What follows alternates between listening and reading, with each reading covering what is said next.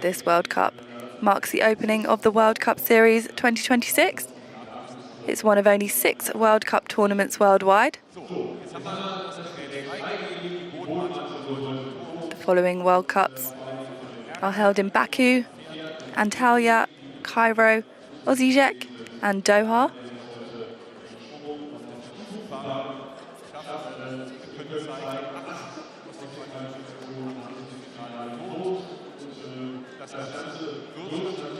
And this is the first of the year, the first major international competition of the gymnastics calendar.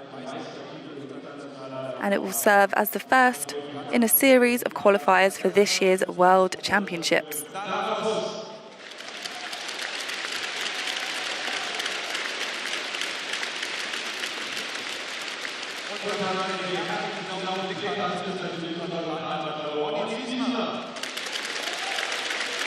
The Apparatus World Cup Series offers a way for gymnasts to qualify individually to the World Championships, which will be held later this year in Rotterdam. There are our first gymnasts up to compete on the floor in the men's final, raring to go.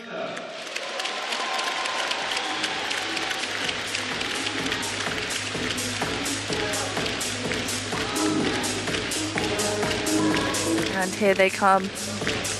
Amongst them we have Artem Dolgopiat, the 2020 Olympic champion. That is the standard of this men's floor final.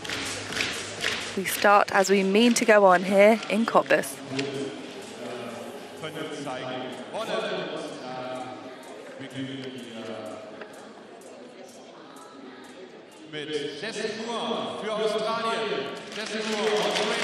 First to be introduced is Australia's Jessie Moore. And there is the 2020 Olympic champion, Israel's Artem Dolgopiat. From Slovenia, it's Adjej Hribar. Authorised neutral athlete, Yahor Sharamko. Also an authorised neutral athlete, Alexander Kartsev.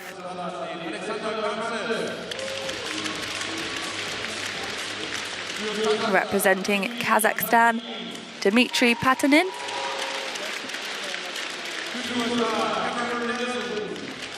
And from the USA, it's Cameron Nelson. And our final gymnast in this final from Israel, it's Noam Berkovich.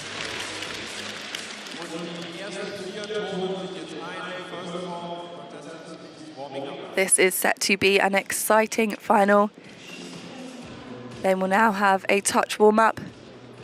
So a couple of minutes just to get reacquainted with the floor.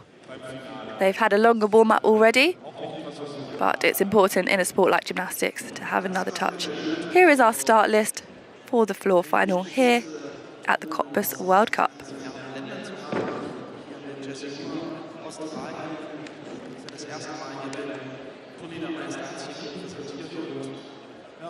Es wird auf jeden Fall ein spannendes Finale. Wir haben hier Hochkaräter dabei, gerade den Olympia 2 von Paris, Artem Dolgopiat. Das wird hier schon ordentlich zur Sache gehen. Es kommt die kleinen Feinheiten an immer, wo entscheiden letztendlich die Stände. There have been some changes to the code of points in men's gymnastics for this current quad. A quad for those new to the sport, meaning every 4 years of an Olympic cycle. So from 2025 to 2028, the rules have changed ahead of the 2028 LA Olympics. Gymnasts now only count 8 elements instead of 10. The technical committee who creates these rules have changed this to promote safety, longevity, technical performance, and to have more all-around gymnasts. There's also a 0.1 stick bonus on all apparatus except the pommel horse for the dismount. So on floor here, that will be that final tumbling pass.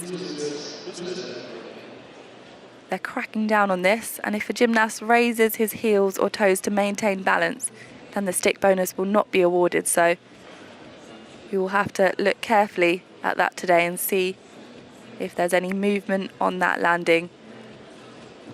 But I do think the 0.1 stick bonus just adds an element of excitement to the end of a routine. And 0.1 can be the difference between first place and fourth place, or even more in a sport like gymnastics.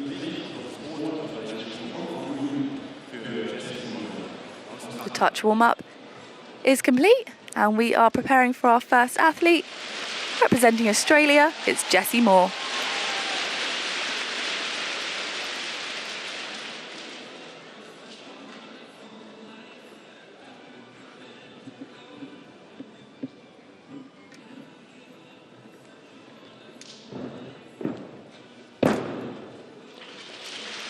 Lots of power in that first tumble.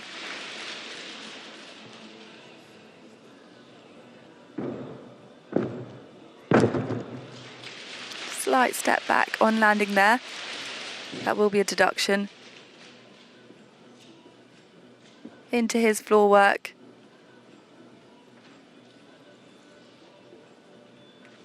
Impressive. A nice combination there. Added a unique flair there on his back.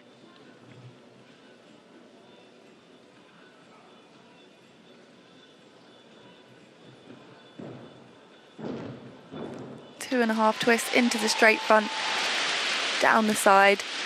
Hardly any room to run into a tumbling pass down the side there.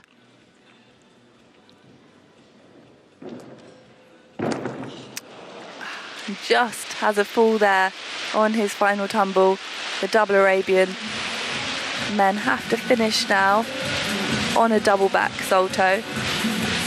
We used to see a lot of gymnasts finishing on a twisting salto. The double back is slightly harder for some athletes, and unfortunately there Jessie just undercooked it slightly and will take a whole mark deduction for that fall.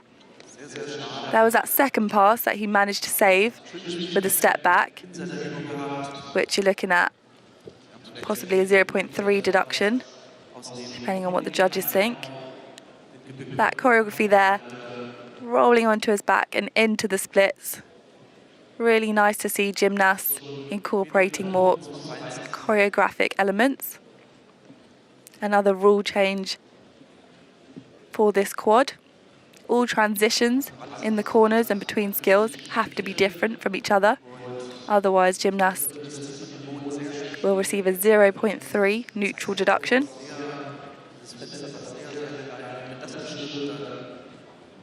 Jessie qualified in 7th place with a score of 13.8. With that marks deduction for his final tumble, he's probably looking at a lower score than that. Travelling from Australia, I imagine he's got a bit of jet lag, and it's the start of the competition and the start of the competitive year, so a mistake like that is something he can learn from for the rest of the year. There's that final tumble, he was so close. Just undercooked it slightly. I think he had enough height, but just let go of those legs and judged it slightly wrong.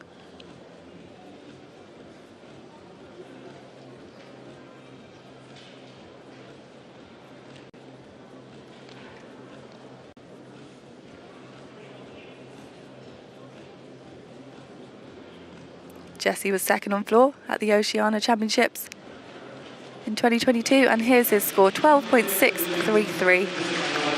And that 0.1 penalty for going out of bounds, out of those white lines around the edges of the floor.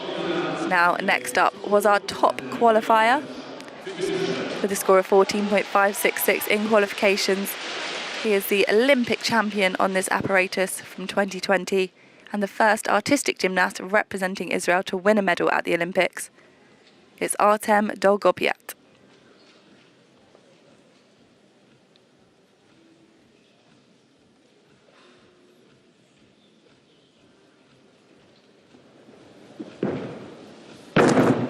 Huge opening pass, so much height and control.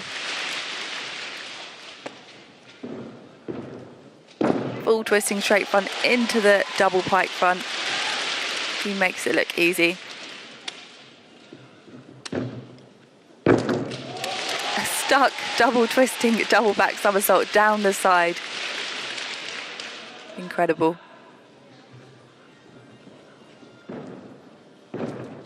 Two and a half twists backwards into the double front. Step forward, which will be a deduction, but incredibly well performed otherwise. Into his floor elements. That full turning jump to front support is one of the options for the new skills that have to be in men's floor routines. And there's a scissor kick as a transition. Incredible work, proving just why he's a world and Olympic champion on the floor. Making it look effortless. Artem Dolgobiat, everybody. A joy to watch.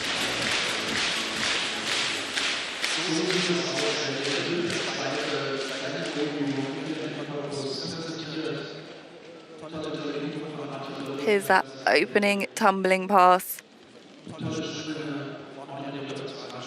Even the hop into the running and into the tumbles has height. He has springs in his legs, this man. There was that 2.5 double front, over-rotated as he had so much height and energy.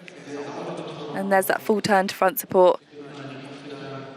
And that's what separates the champions. They make even the simple skills look incredible.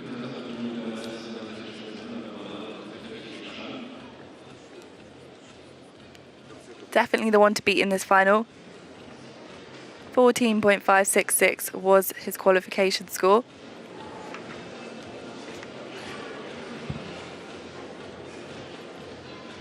He took medals at World Cups last year. First in Osijek, third in Hungary, and first in Paris. Will it be another medal here today in Cottbus to add to the collection? It's 14.5. Great score. Almost the same as qualifications, and definitely the one to beat.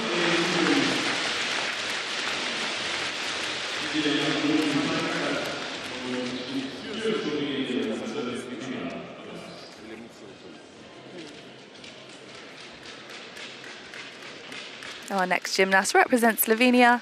It's Ance Hribar.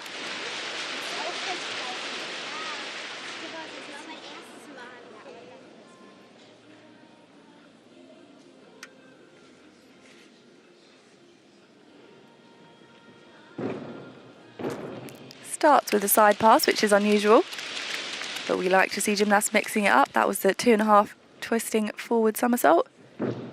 And great height. Tries to dig his toes in to save the landing, but will have to take a small deduction. Full twisting front into the double front. Working through these transitions seamlessly. Definitely what the technical committee and the judges are looking for.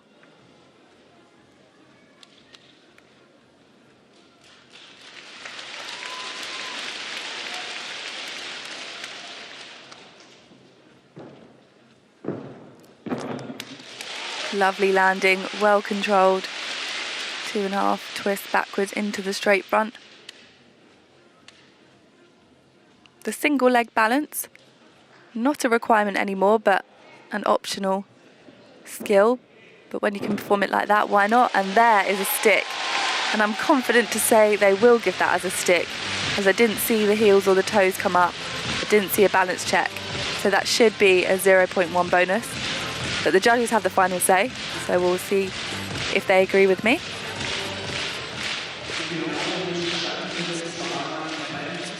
Great form in the air in the twisting. Just a small hop on landing. I'd expect a 0.1 deduction.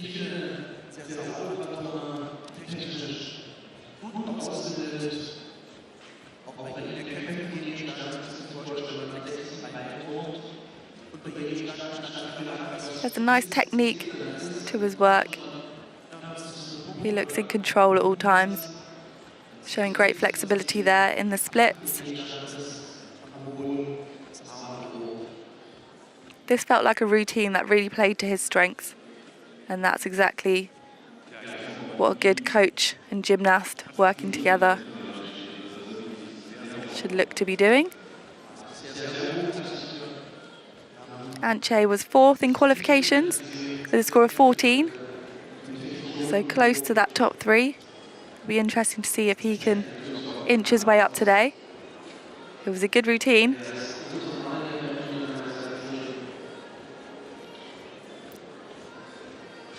There's that top score so far, 14.5, leading the way.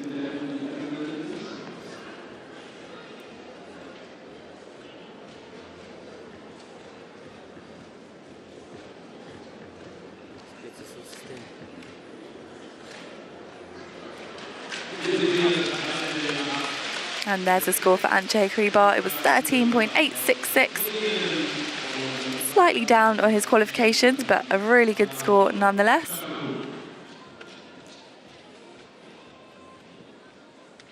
We move on to our next athlete, an individual neutral athlete. It's Yahor Sharamko.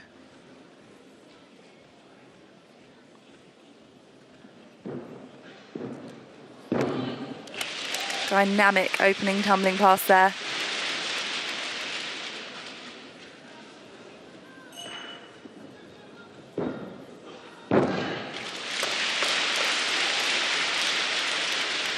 He's working with a lot of speed and energy, but he's managing to maintain it. Just tiny landing deductions so far.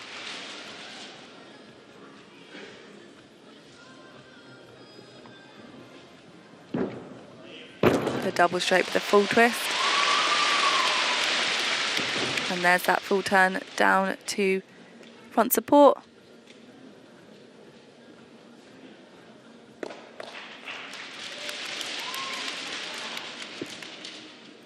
It's nice to see these male gymnasts changing up their corner transitions. And the double twisting, double back there to finish the routine. Really great work. Everything looked pretty effortless for Yahor. He qualified in 2nd place with a score of 14.1. So we'll be certainly looking to get into the medals again. He was 1st last year on floor at the World Cup in Baku and 2nd at the World Cup on floor in Paris. Will this be another World Cup medal?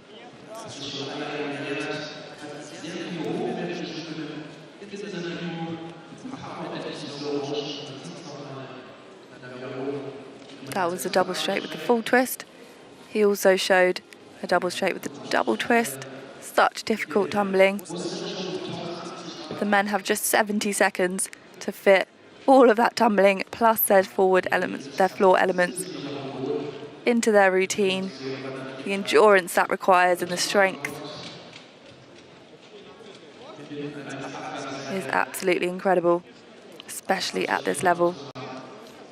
We are seeing truly world-class gymnastics, and we're only just getting started.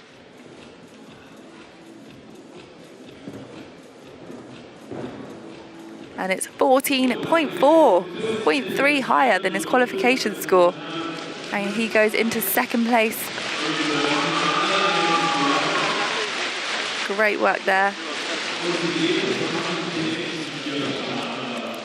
We now have another touch warm-up for our final 4 athletes.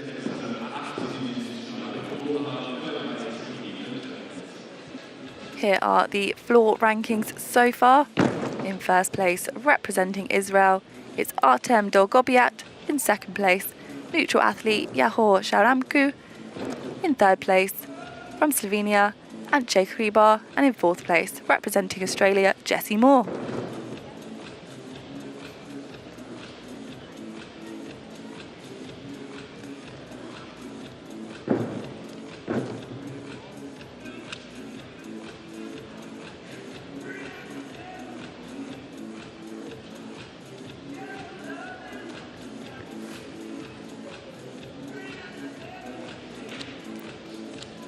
It's great to see these gymnasts incorporating different corner transitions, the newest rule added and incorporated in the start of this year. It makes their routines flow a lot better.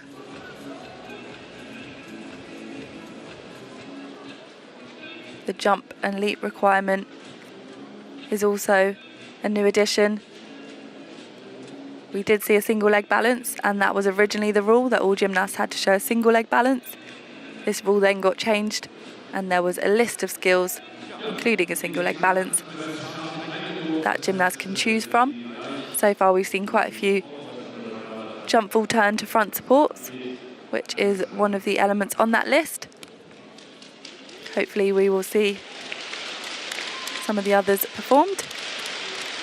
But let's welcome our next athlete, individual neutral athlete Alexander Kartsev.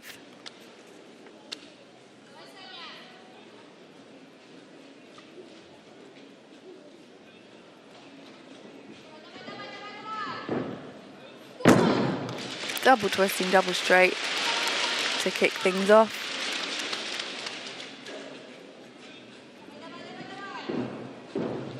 The full twisting front into the double pike front. Feet glued together throughout. 2.5 twists backwards into the straight front forwards, down the side, and a stag jump with a turn.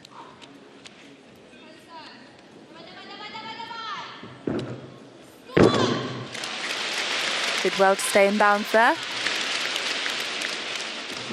There's that full turn to front support once again.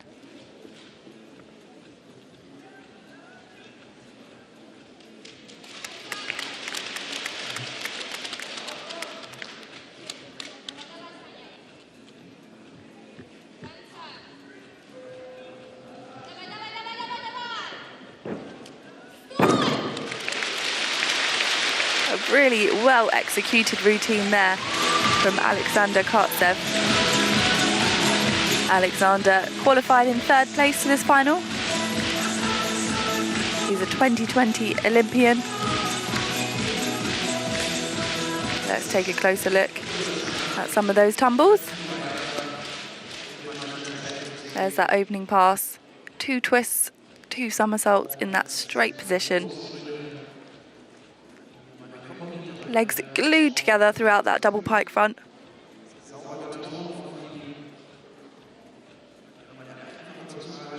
The tiniest of form deductions. We are watching in slow motion, so the judges may not have noticed a slight bend at the hips or loose knees in real time. Great form here throughout his floor work, and an interesting transition.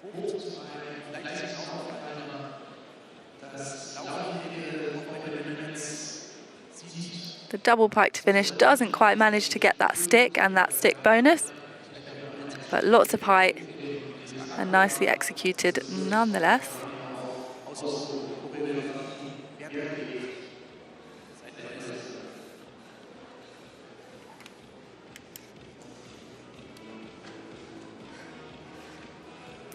.5 is our top score so far.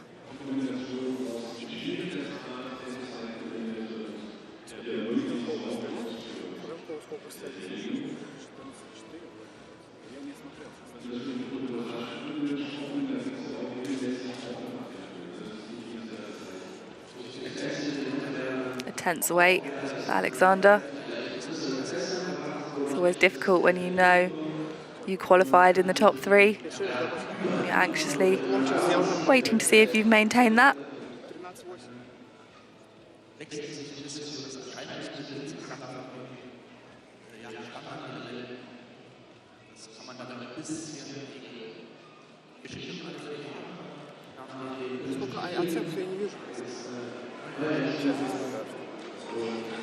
Seems like there's a bit of deliberation from the judges.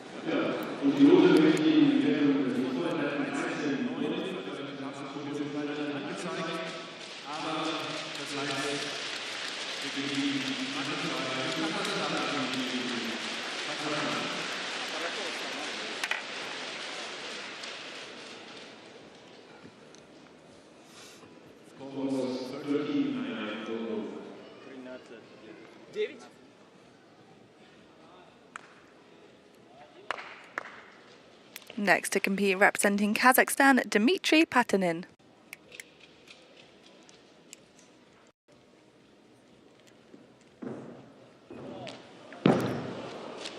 Just overcooked that first part of the tumble, meant that led to a fall in the double front, unfortunately. A bit better there, but he just looks like he's slightly off on some of these takeoffs.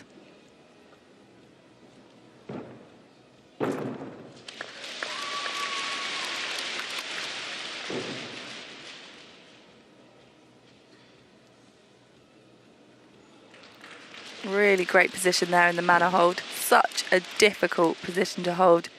Takes not only strength but a lot of flexibility throughout the shoulders and wrists.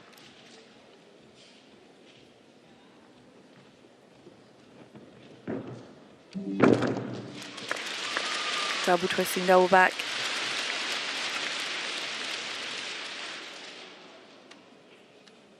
Single leg balance there.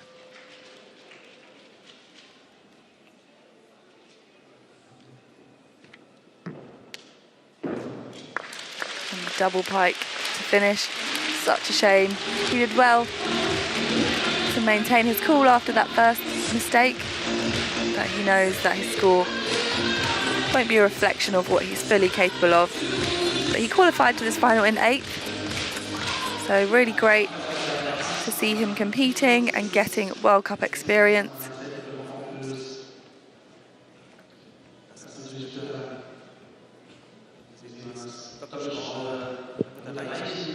That takeoff into the double front just wasn't in the right position. There was that second one, which was a bit better, but 3 steps there on landing to save it. That's a large deduction, unfortunately. You can see a bit of the frustration on his face. But here's, I was going to say, that manor hold, which he did extremely well. Double twisting, double back.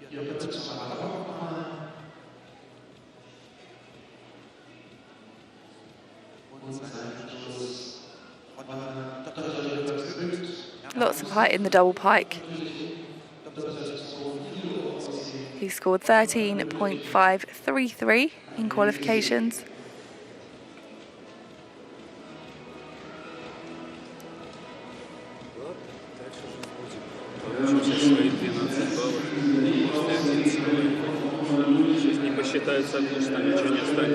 He's 25 years old, he's got quite a lot of experience. And even if it didn't go his way today, it's still more experience. And there's the score for Alexander Kartsev. It's 13.9, and that puts him into 3rd place.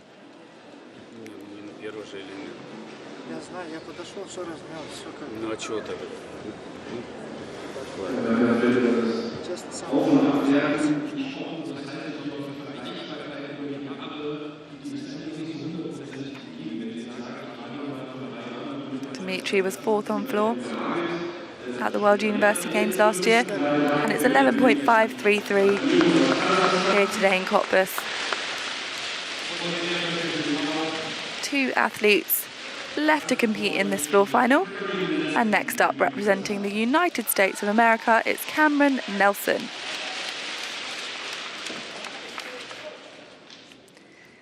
Now, watch this carefully if you are new to gymnastics. Keep your eyes peeled and try and count these somersaults.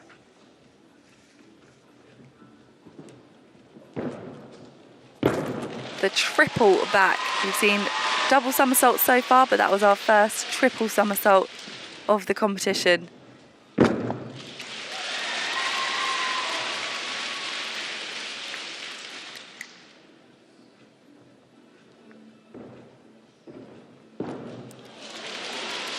Did land out of bounds there, so that's quite a large deduction. But he's going well besides that.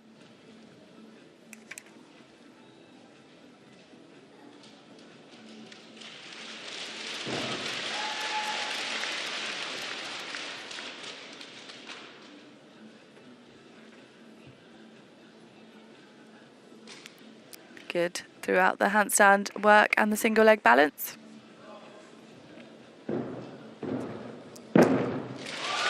Very good landing there on the double front.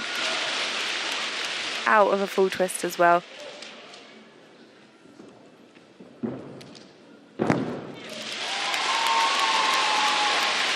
Balance check on that landing, which I think with the new update, he probably wouldn't get the stick bonus, but he would only receive minor deductions, if any, but may just not receive the bonus. But great work there from Cameron Nelson. He did the triple back somersault. I think this is it here. There you go, 3 somersaults. He makes it look easy. That is so difficult. The spatial awareness, the height, the strength needed. And he's actually capable of doing a triple pike somersault as well. He's the first gymnast in history to use 2 triple somersaults in a floor routine. And he debuted that last year, and I'm sure he'll be bringing that back this year. It's the first competition of the year, so it's always good to pace out your skills. And you don't want to go for broke necessarily in the first competition of the year. But always fun for us to see a triple back, especially when it's done as well as Cameron Nelson has just done it. The double Arabian with the half out, that final tumble. Again, be interesting to see if the judges give that stick bonus. With the update on balance checks, I'd assume not, but he's pleased with it, as he should be. He was 4th on floor at the World Championship, so just missing out on a medal there. But he's definitely made his mark. He did the the triple pike and the triple tuck somersault at the World Championships, making his performance memorable with or without a medal. He's a 2025 NCAA vault and floor champion. Floor bronze medalist, vault champion, representing Ohio State.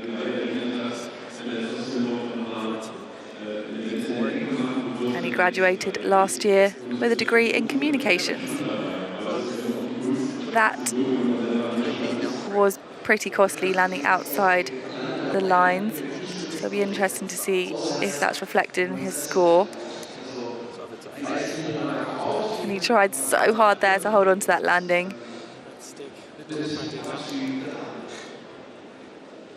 Smiles at the crowd, pleased with himself, as he should be.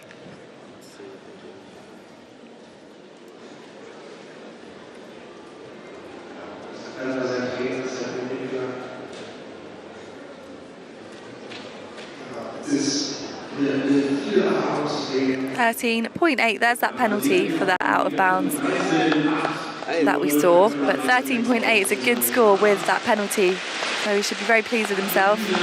Does keep him out of the medals this time, but a great show from Cameron Nelson. And our final competitor represents Israel. It's Noam Berkovich.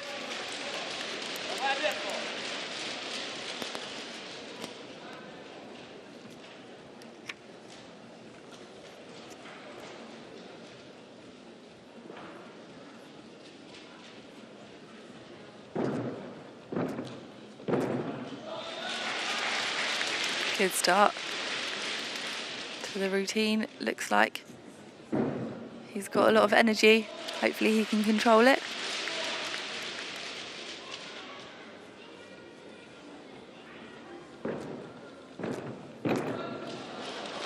Slightly undercooked there. The judges will take some deductions for those steps back.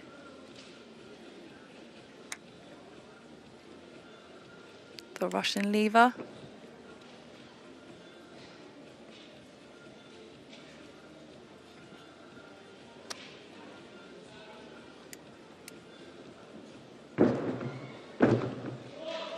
Two and a half twists in straight position forwards. Quite a lot of gymnasts still opting to do the single leg balance. I wonder if we will see this filter out as the year progresses, or whether they got used to it and actually started to like it. But we've seen lots of good, well-performed single leg balances, even though there is the option of other skills. think the trend is the full turn to front support and the single leg balance in this final today.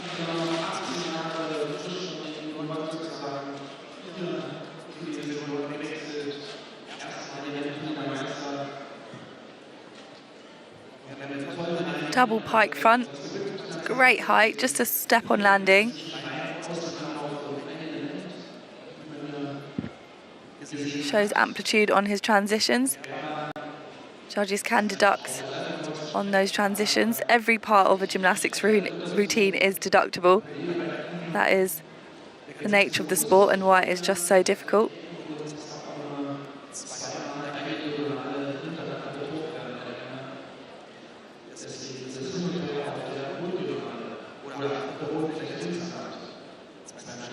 Two and a half twists there in the straight position.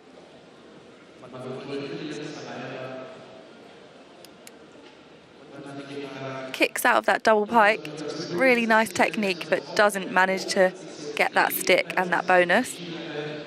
A young gymnast, just 17 years old. So great to see him in this final. And it's 13.166 for Noam. Puts him into 6th place. Great experience for this young gymnast.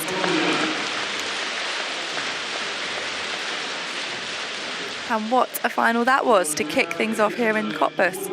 Here are our final rankings from our men's floor final here in Cottbus. In 3rd place, Alexander Kartsev, neutral athlete. In 2nd place, Yahor Sharamku, a neutral athlete. And in 1st place, Israel's Artem Dogobiat.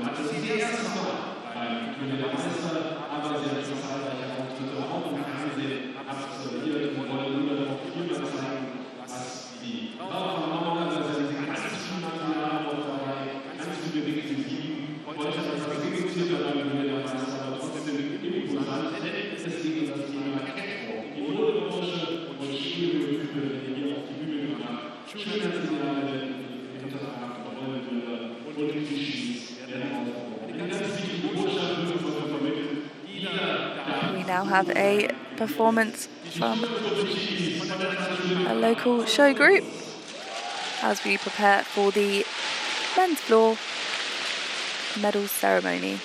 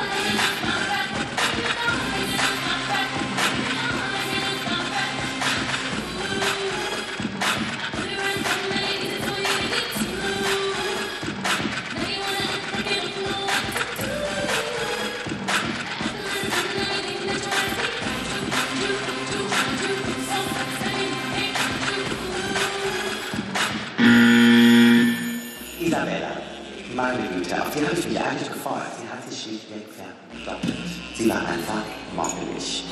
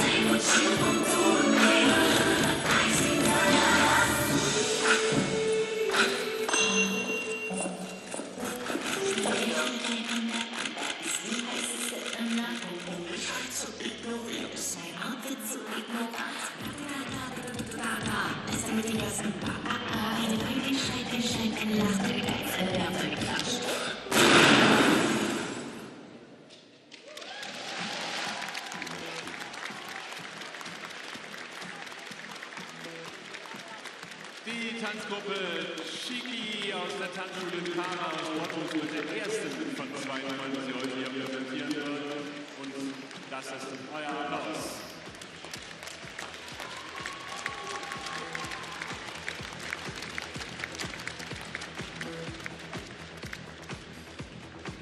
Ja, wir sehen die Mädels nachher nochmal wieder, aber vorher sehen wir ein paar Jungs. Ich habe ja gesagt, das Turniermeister ist auch eine gute Gelegenheit, den Meistern von Norden im wahrsten Sinne des Wortes eine Bühne zu liefern. Also die Plätze werden schon aufgebaut, die jetzt hier gleich kommen und alle um die 10 Jahre alt, alle Landeskader, alle Flöhe sind in den Vereinen des SC Cottbus der Abteilung Turnen an und wir begrüßen ganz herzlich die Turngruppe von Roman Zubian, Nico, Paul, Cecil, Mansur, Clemens, Florian und Julio. We've got one more performance coming up, which is junior athletes on the floor before our men's floor medal ceremony.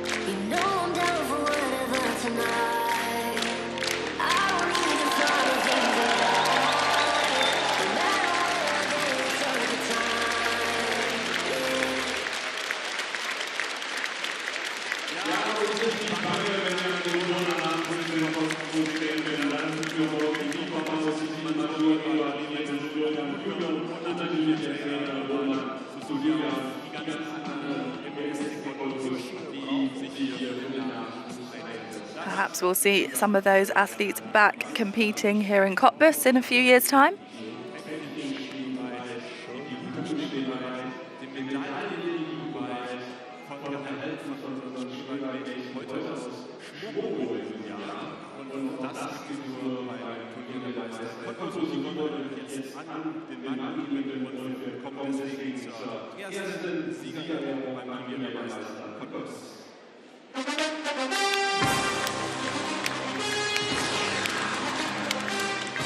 It is now time for the men's floor medal ceremony here at the Cottbus World Cup 2026.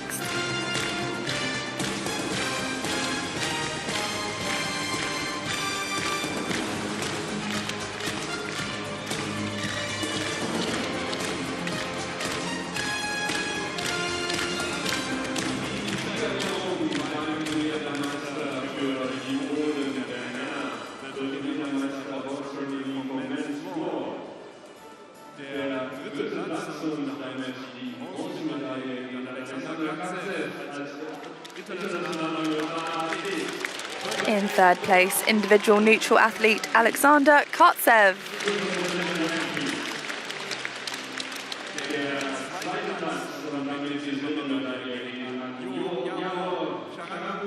In second place, individual neutral athlete Yahor Sharamko.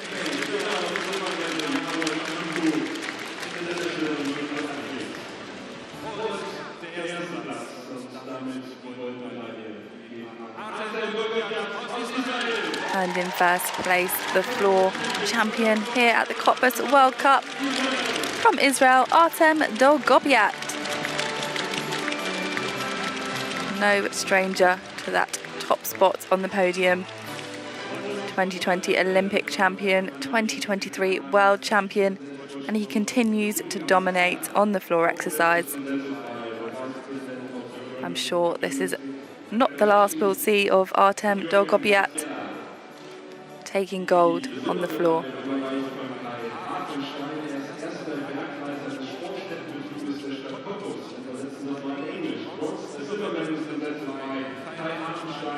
Another gold medal to his collection, but perhaps the first globe, Saphir. An interesting trophy to take home to Israel.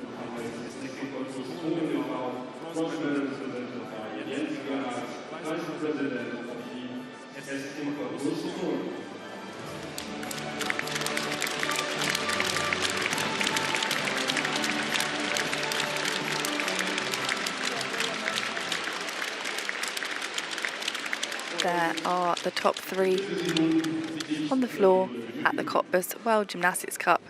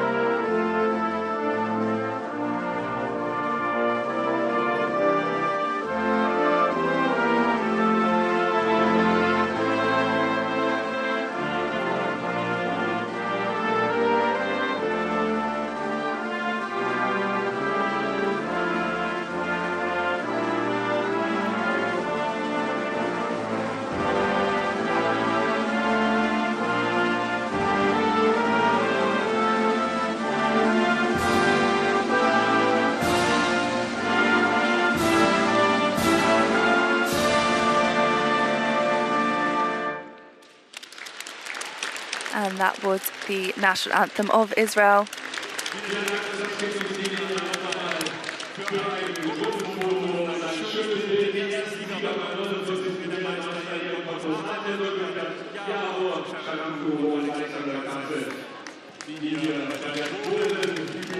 A fantastic start to our Apparatus finals here in Cottbus at the Lausitz Arena.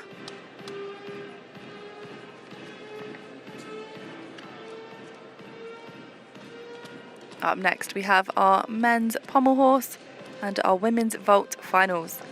So don't go anywhere. We are just getting started.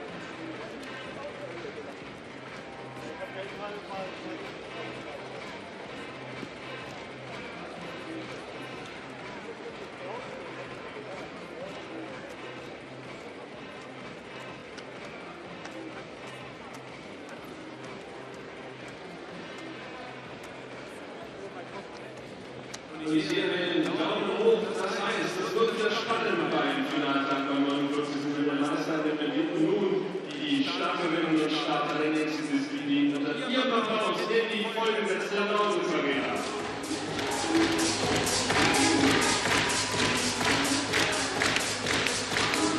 We welcome into the arena our women's vault finalists.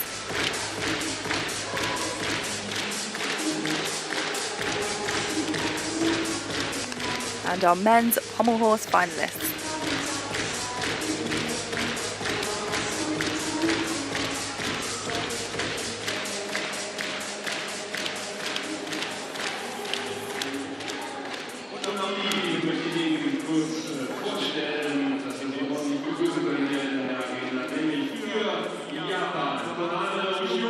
On women's vault from Japan, it's Shioku Kohane. Representing Uzbekistan, the one, the only Oksana Chusovitana. From Germany, you hear that home crowd, it's Karina Schoenmeier. Authorised neutral athlete Lyudmila Roshina. From Italy, it's Emma Fioravanti. Representing Israel, Lihi Raz. Individual neutral athlete, Anna Kalmikova. And representing Slovenia, Teja Belak. In our men's pommel horse final, representing Armenia, Mamikon Kachatrian. From Italy, Gabriele Targhetta. Representing Kazakhstan, Zainola Idrisov. From Israel, it's Eyal Indig. From Armenia, Hamlet Manukian. From Kazakhstan, Nariman Kurbanov.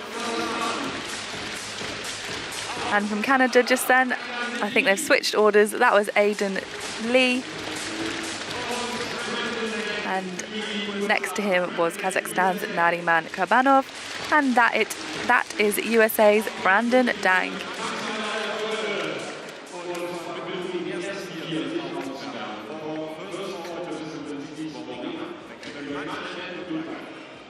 Here's the start list for the men's pommel horse final. This is a stacked final. Anything can happen on the pommel horse, and we have a truly world-class lineup.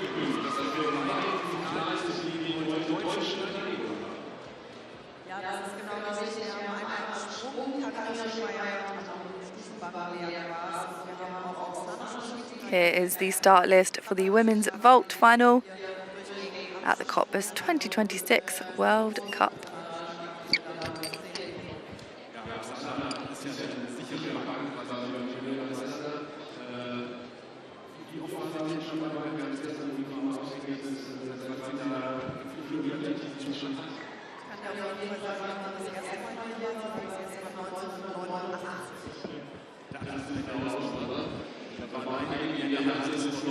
First four gymnasts will now have their touch warm-up. And then the action will be underway, starting with the men's pommel horse. Women in the vault final will be performing 2 vaults. The vaults have to be from 2 different families, which means the entry onto the vault must be different.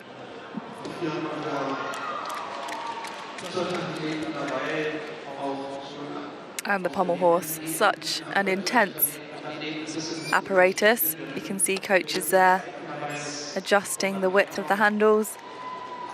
The smallest of margins can make a difference on the pommel horse.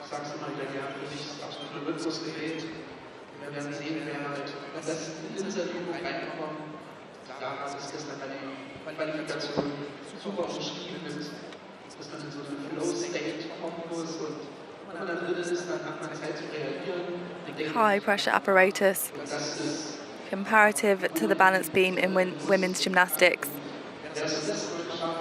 The balance beam may be more obviously difficult because of the width, but I think it's got similar error margins on the pommel horse, in that if you lose your rhythm or you're slightly off balance or slightly crooked, then you may have a mistake or a fall on that pommel horse.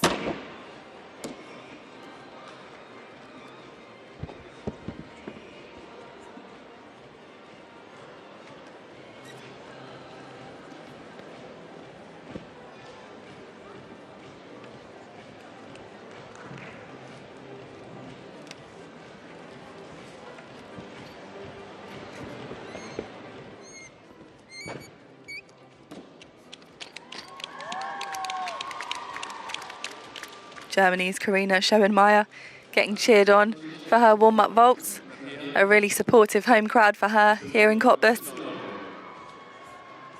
I must say, as an ex-gymnast myself, I did always enjoy competing in Germany. The crowds were always on your side, supportive, really involved in the action. And you can see that here today. They have created an amazing atmosphere in Cottbus.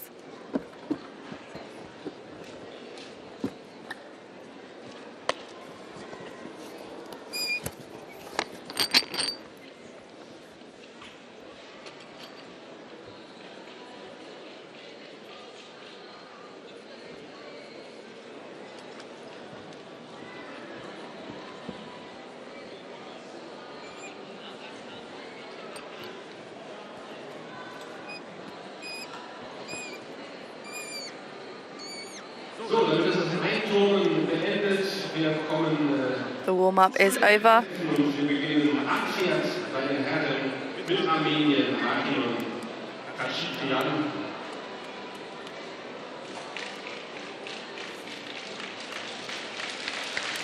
First up in this pommel horse final, representing Armenia, it's Mamikon Kachatrian.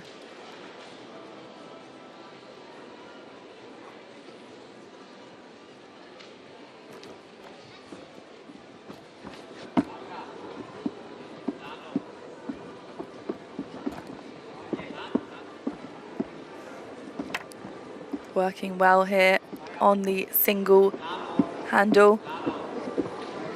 Up to the handstand, cleanly through.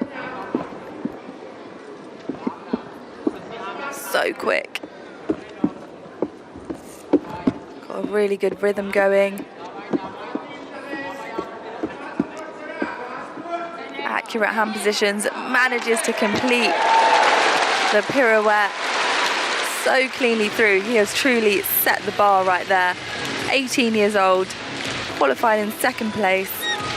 He was second on pommel horse at the European Champions, second at the 2023 Junior World Championships, both times behind his teammate Manukian, who is in this final. But it was Chatrian who beat him in qualifications. But they were both behind Italy's Gabriele Targhetta, so that just shows you how much talent is in this final, and Mamikon has definitely set the bar. I think that routine was a reflection of how many routines he does in training. He looked cool, calm and collected. There wasn't a second of doubt as a viewer. Let's see what the judges thought. He scored 14.966 in qualifications, a huge score. Just 0.044 behind, 3-4 behind Gabriele Targhetta, who scored a huge 15 in qualifications. 14.966, exactly the same as qualifications. A massive score. He's certainly put pressure on the rest of the field. And just 18 years old. Our first gymnast on women's vault represents Japan. It's Ushioku Kohane.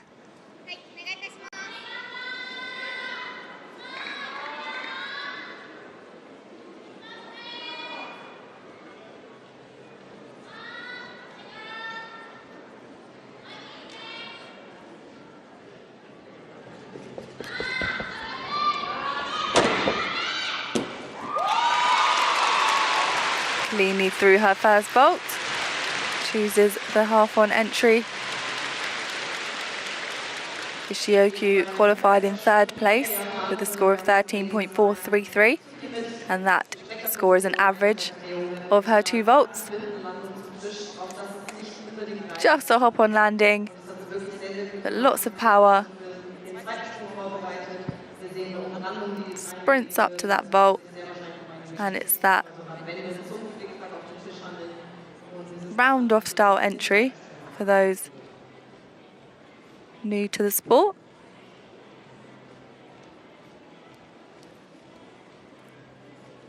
So now she'll be looking to do a different entry for her second vault, and a new rule for the 2025 to 2028 cycle is a 0.2 bonus if a gymnast does 1 forward salto and 1 backward salto for each vault. So both vaults must be done without fall in order to reap the benefit of that 0.2 bonus. But when it comes to a World Cup final, you do expect to see a lot of those gymnasts going for that bonus. So we've seen a backward somersault. If this is a forward one, then she would receive the bonus.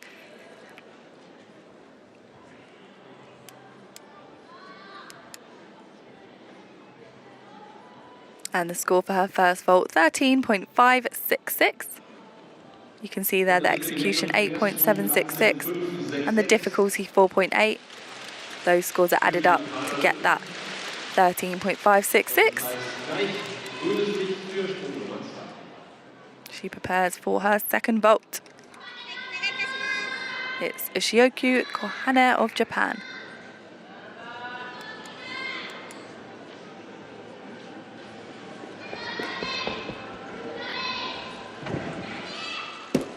This time at the Yuchenko entry, so the round off onto the springboard, the flick onto the vault, and a lovely full twist in the air.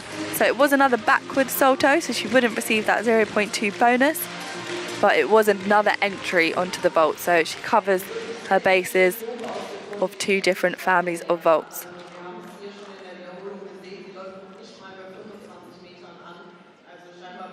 Good form in the air, a slight bend at the hips perhaps. Let's take another look. Round off onto the vault, maybe slightly far back on the springboard, but unlikely that that would be a deduction. Just the hop on landing and the form in the air.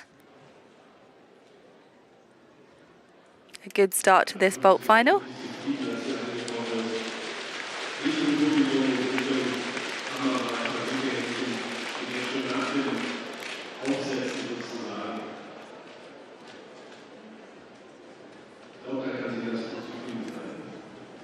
Ushioku is a Paris 2024 Olympian.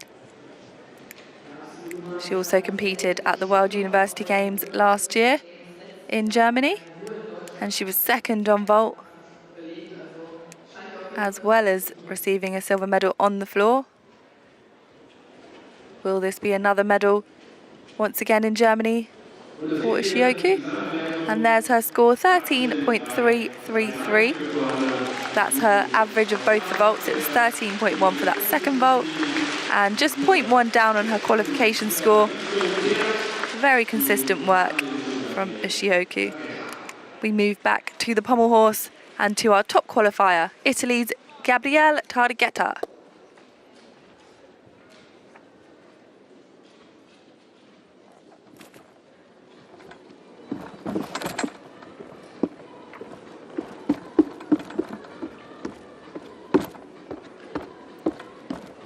Beautiful line.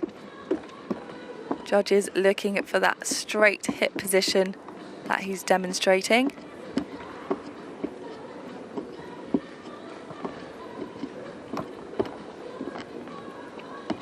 Great work there on the one arm.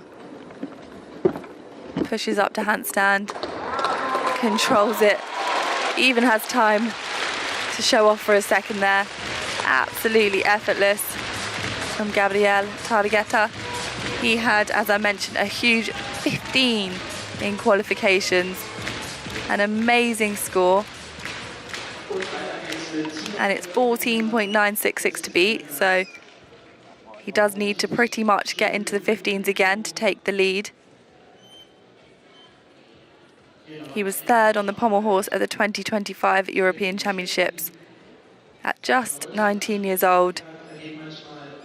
A bright future on this apparatus, for sure. Just works so effortlessly, making all these difficult skills and hand positions look easy. It's so subtle, and that's the difference between an average pommel worker and a world-class pommel worker like Targhetta.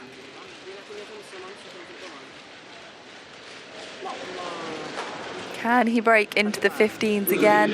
And he does it. 15 again. Consistency, 9.1 in execution, 5.9 difficulty. Incredible work.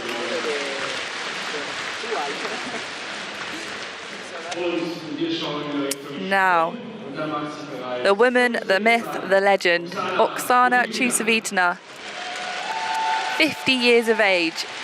Yep, you heard me right, 50, and still competing at a world level in gymnastics. Absolutely unheard of.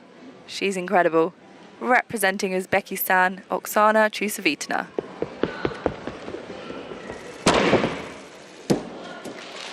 Full twisting souk for her first vault. Really nice shape in the air. She qualified in 7th place with 13.133, but she does tend to do easier vaults in qualification and then sometimes upgrades for the final. And if there's anything this woman is lacking, it certainly isn't experience. She has competed at 8 Olympic Games. She's the only gymnast to have ever competed in 8 Olympic Games, and one of only 2 female gymnasts to compete at the Olympics under 3 different national teams. The unified team in 1992, Uzbekistan in 1996, 2000, 2004, 2016 and 2020, and Germany in 2008 and 2012. She is one of the 18 Olympians and one of the 6 female Olympians to participate in 8 different Olympics. And I think to do that in gymnastics is just a whole nother level of difficult. It's notoriously a young sport, but she is defying the odds.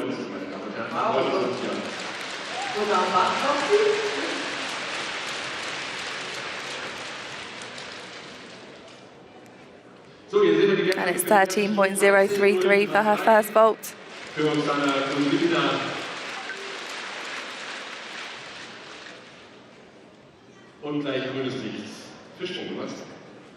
She prepares for her second vault.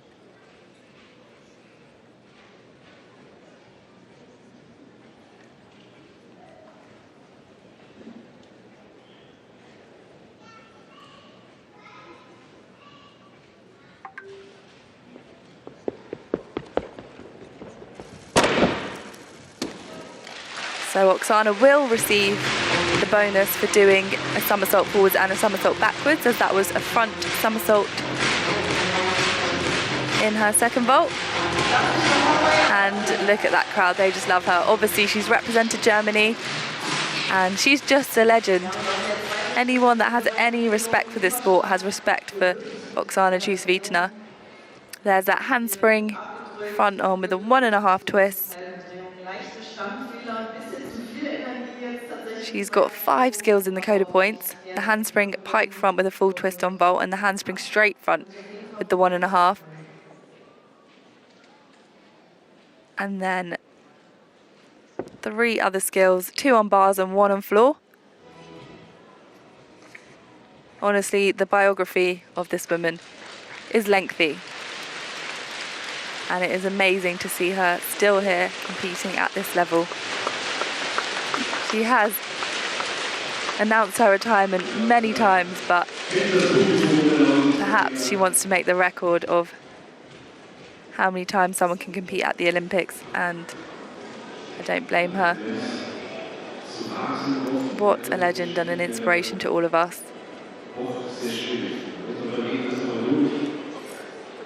13.333 is the score to beat, and it's 12.999 as her average for both vaults. That puts her into second place at the moment.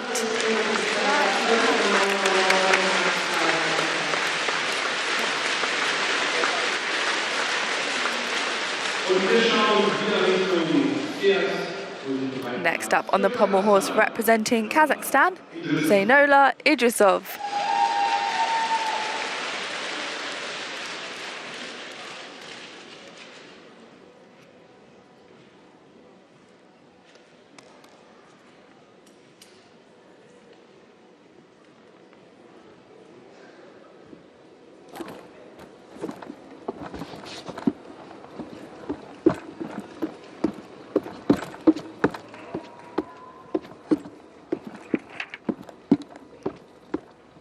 This camera angle shows just how difficult it is to keep your momentum and your hand placement accurate on the pommel horse.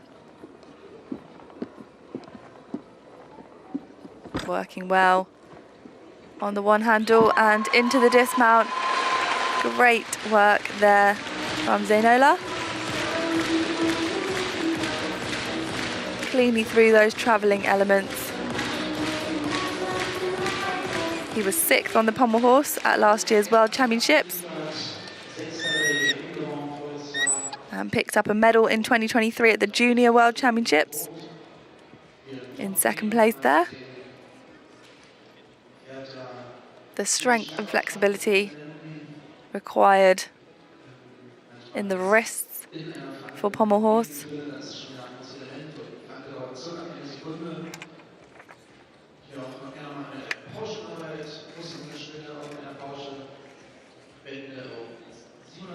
We're seeing a really high level of execution in this pommel horse final. Straight hips, straight legs, precision, smoothness, continuity in every single routine we've seen so far.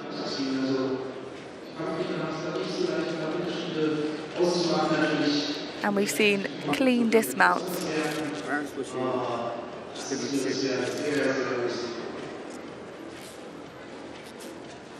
The skill before the dismount is upgraded if they successfully perform the pirouette. That's a 14.833, a great score, but in this final that puts him into 3rd place because it is such a high level.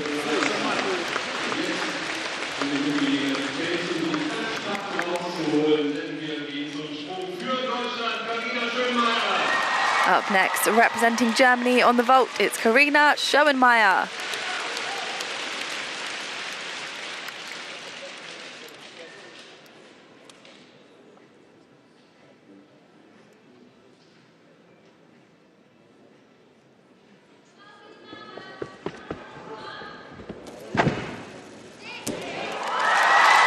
Double twisting Yuchenko there, hop on landing, but an easy vault it looked like for Karina.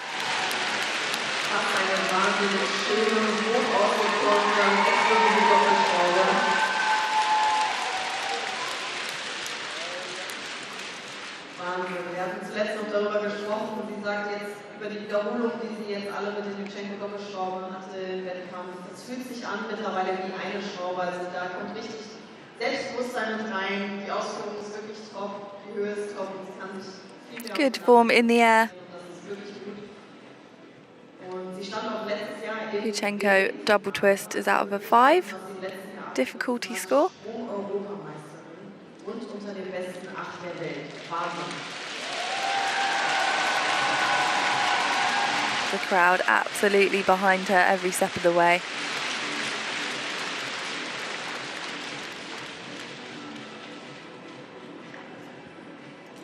Karina was part of the mixed team that took the gold last year at the European Championships. That was the first time the mixed team had been a part of the European Championships. And it was again in front of a home crowd. And she did not disappoint. It's 13.9 for her first vault. She qualified in first place with 13.733. And she's also the 2025 European Vault Champion.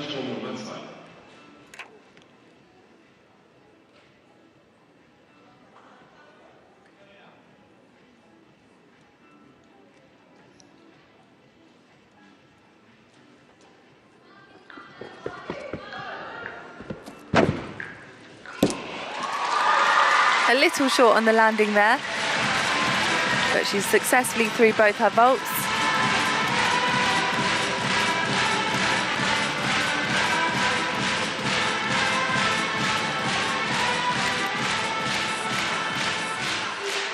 So this is the round off onto the springboard, the half turn. Slightly undercooked on the half turn. That would likely be a deduction from the judges.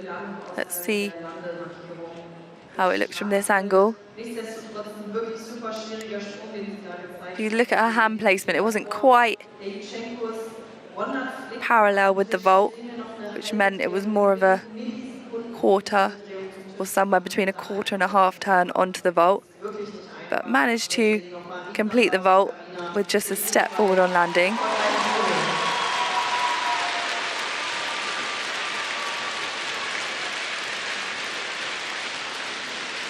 She picked up a couple of medals last year at World Challenge Cups on vault, second on vault in Paris and also in Varna, Bulgaria.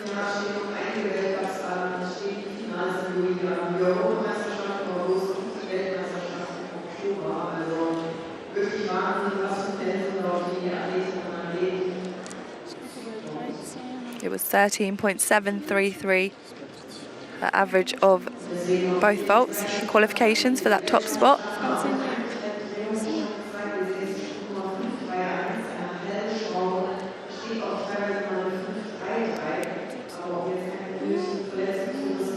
She's looking at between 0.3 and 0.5, I'd expect, for that step forward on landing.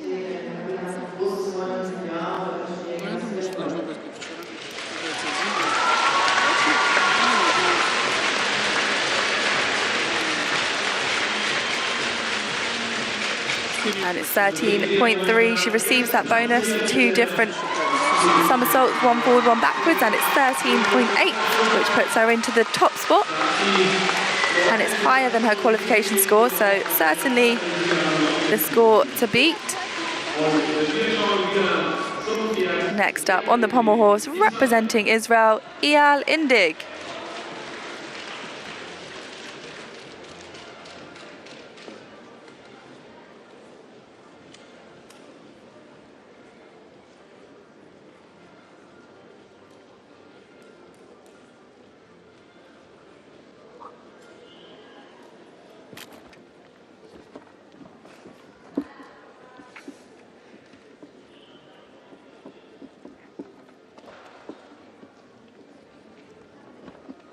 Good rhythm through the circles.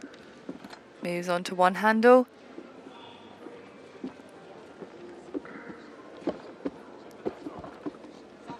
Travelling down the pommel horse.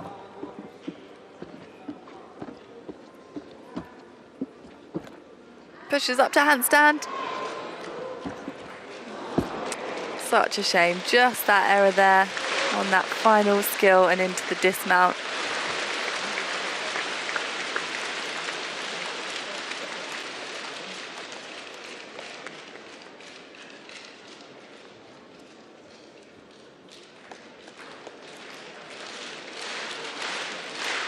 The crowd supporting him.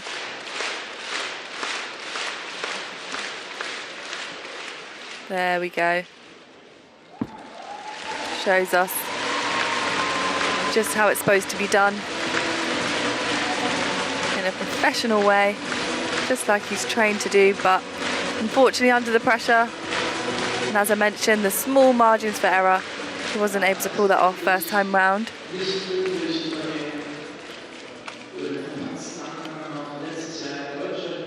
So we had a mistake during that pirouetted dismount, which means the value of the skill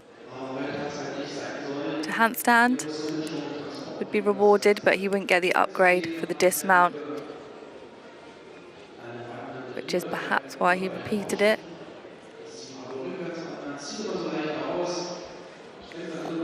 But he will still receive a deduction of a whole mark for that fall. So there you go, just pushes through. And then his hand placement was off. So you can see the frustration in his face.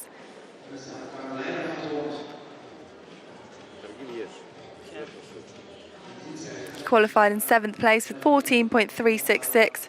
A good score there. Unlikely to reach the 14s today. But last year he qualified in 9th place, so just missed out on the final. So great to see him in the final.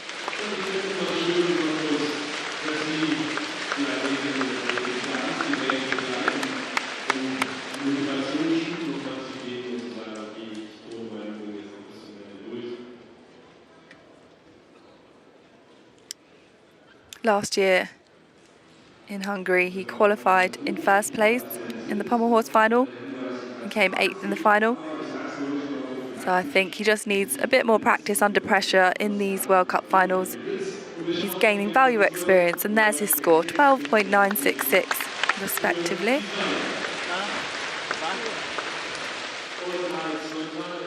Back over to our women's vault final, and it's Lyudmila Roshina, individual neutral athlete, up next.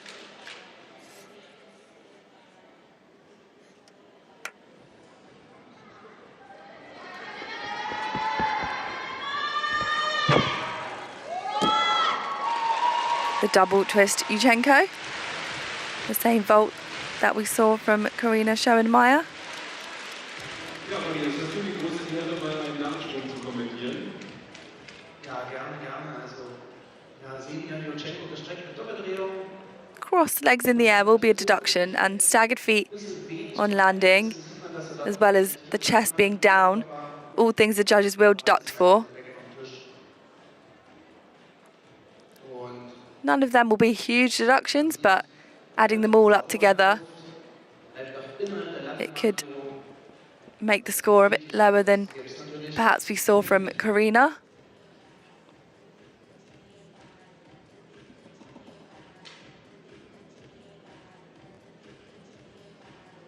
Gibt es eigentlich große Unterschiede zwischen Sprung bei Männern und Frauen? Oder was sind die Unterschiede?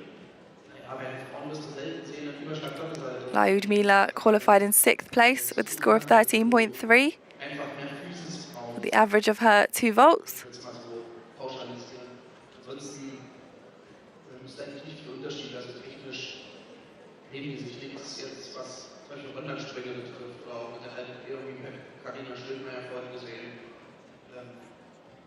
Ausnahmen steht ja natürlich die Regel mit Simon Weils, die dann auch Doppelsprünge macht.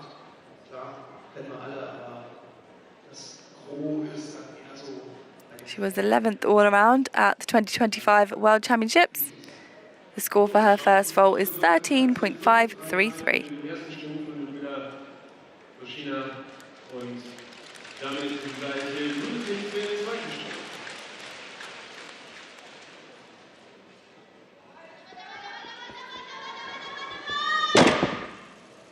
So full twisting Tsukahara for her second vault. So another backward somersault. So won't receive that 0.2 bonus, but very well performed. She's gone for good execution there. Auch ein wirklich sehr schönes Schwung nach zweiter Schwung. Wir sehen hier That's the half on Position bedeutet, into the full twist. sie hat eine Better form in the air than her first vault. keine quasi mit dem Gesicht zum Tisch. Es macht die Schraube ein wenig einfacher. This time Ein bisschen über die Vorwärts- in slow motion you can see she didn't cross her legs in the air. schwieriger Schwung, den sie auch hier mit Bravour gemeistert hat.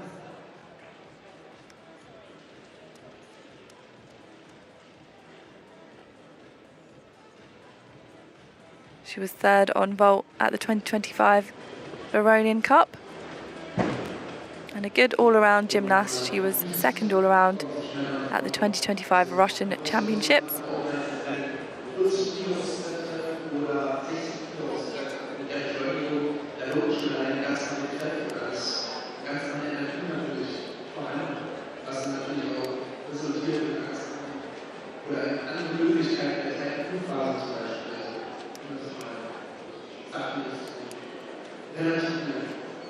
Ja, das ist wieder müssen wir 13.1 for her second vault and 13.316 average, putting her into third place so far. die erste Hälfte dieses Wettkampfes ist damit beendet. Sie sehen, die zweite Hälfte, die zweite Subdivision macht sich schon bereit. We now have our 4 gymnasts in the second half of the pommel horse and vault finals warming up. Here are the rankings so far in our pommel horse final. In that top spot is Italy's Gabriel Targhetta with a huge 15. In second place, Mamikon Katrian, 14.966. And in third place so far, Zainola Idrisov with 14.833. And over to women's vault, The scores so far: in first place, Germany's Karina Schoenmeier with 13.8. In second place, Japan's Ishioku Kohane with 13.333. And in third place, neutral athlete Lyudmila Roshina with 13.316.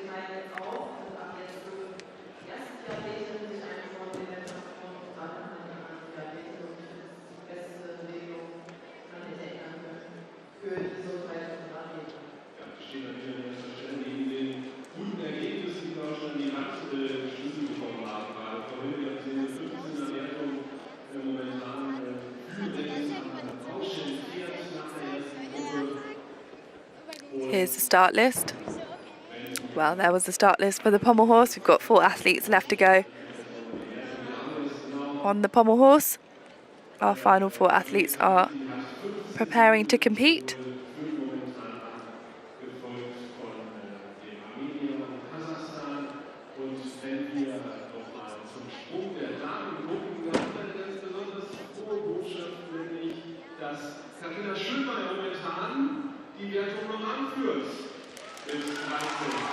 And here's the start list for the vault. Our final 4 athletes warming up as we speak.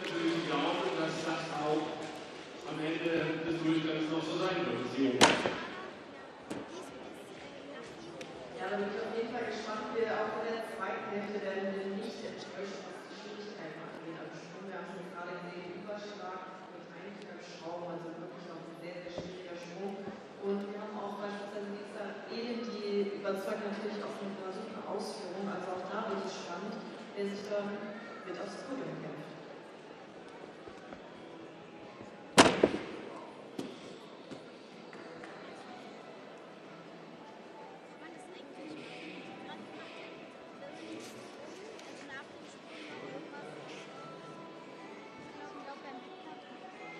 Ja, und wir schauen, wenn Sie aufs Podium kämpfen, und dann schauen wir zuerst Richtung Fiat. Und da geht an den Start Hamlet Malukian für Armenien. The first 4 gymnasts watching on, seeing if they can hold on to their positions. And we are ready to go. From Armenia, it's Hamlet Malukian.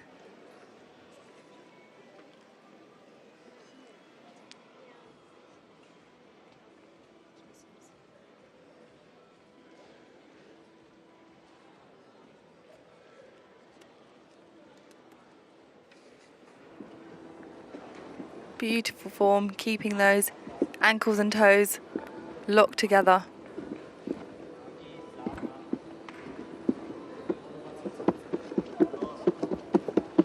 Working with lots of speed and amplitude.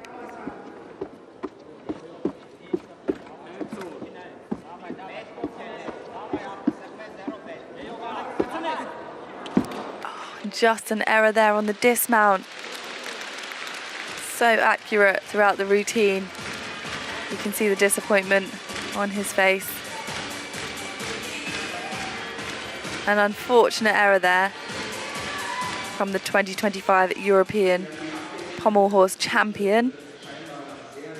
He was certainly a medal contender in this final.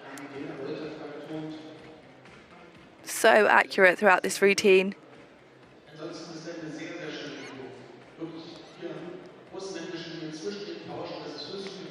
Every single hand placement spot on until that final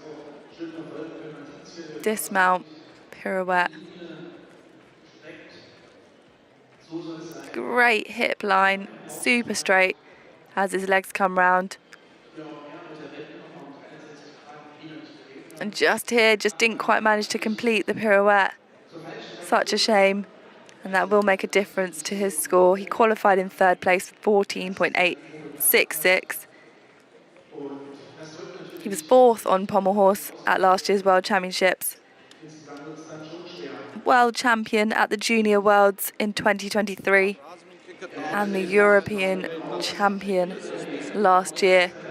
So plenty of accolades, but with that error, unfortunately, unlikely to take the top spot here today, but a super bright future ahead for the 18-year-old. Tam jest nelingas Cottbus. Just wasn't able to complete the pirouette there. So hard to get that close to the end of your routine, and a superb routine up to that point. Frustrating. Still manages to score in the 14s. 14.166. So 0.7 lower than his qualification, unfortunately. Back over to the women and our vault final. Representing Italy, it's Emma Fioravanti.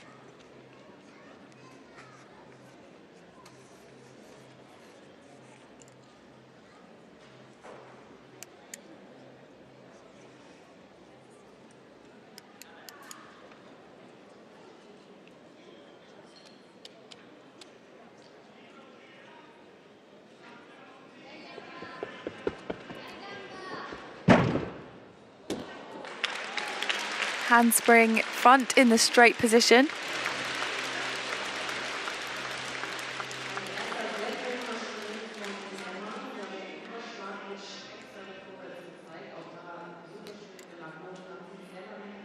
Here she goes again. The handspring entrance. Really great shape throughout that vault. Absolutely no doubt that that was a straight position. Judges wanting to have no doubts about those positions, otherwise they will downgrade to a pike.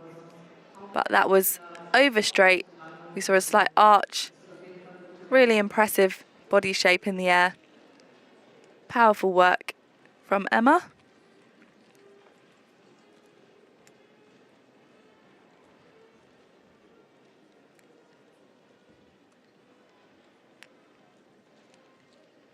Just 16 years of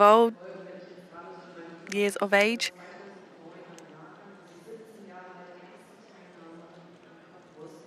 Italy doing so well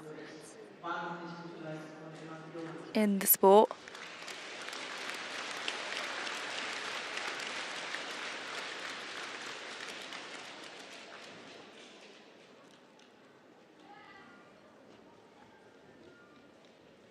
Emma was 5th on floor at the 2025 World Championships.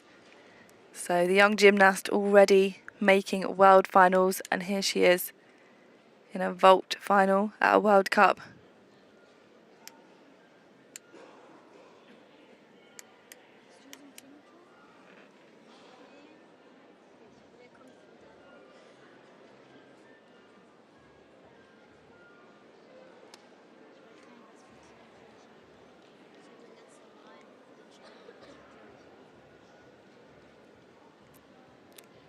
That anxious wait for the judges. Doing your mental preparations and physical preparations. Perhaps trying to visualize what's to come.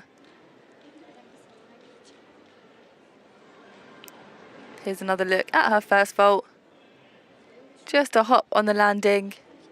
She's looking at 0.1 to 0.3 deductions for that landing, but lands right in the middle on that central line. Tiny bit of form error in the air. Leg separation perhaps.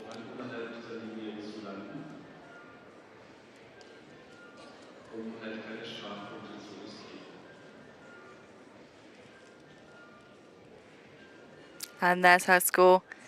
8.9 in execution and a score of 13.3 for her first vault.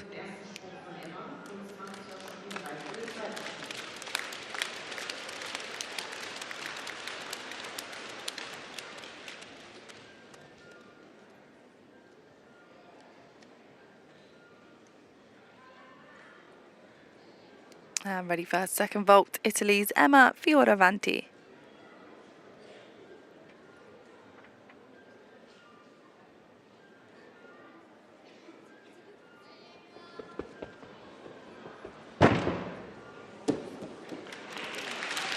This time backward salto, so she will receive 0.2 bonus. That bonus can make all the difference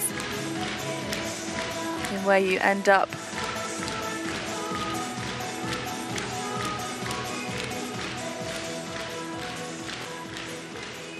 That half one entry, full twist in the air, slight pike in the hips, which she probably didn't need to do, as it seemed to lead to those steps back on landing, which will also be deductible.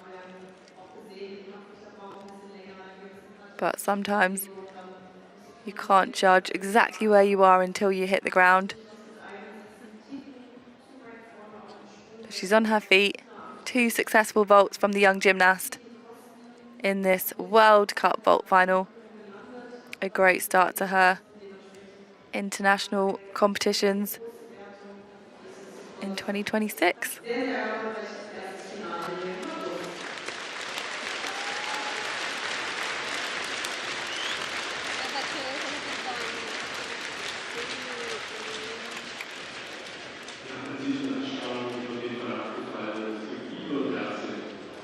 Vielen Dank. Geht es gleich für mich zurück. Dankeschön.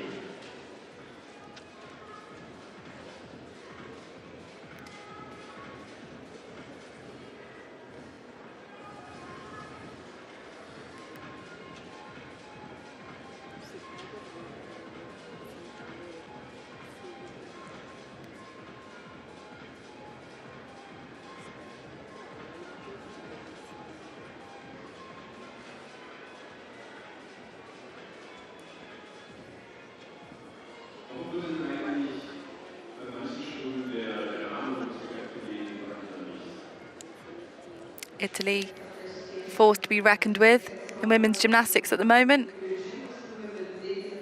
And these young seniors like Emma adding to the already talented Italian team.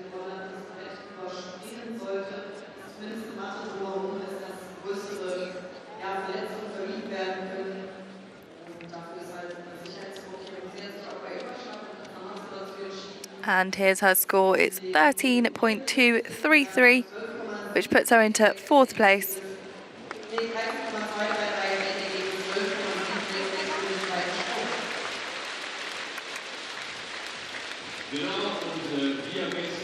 Next to compete on the pommel horse represents Canada, and it's Aidan Lee.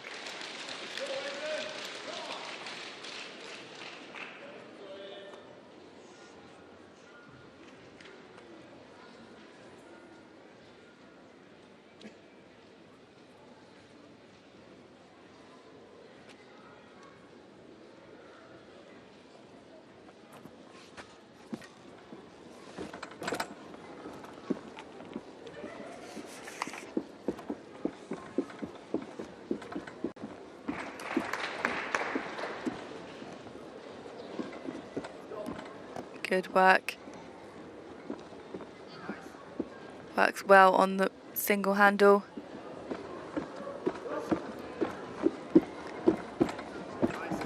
Keeps his rhythm going nicely.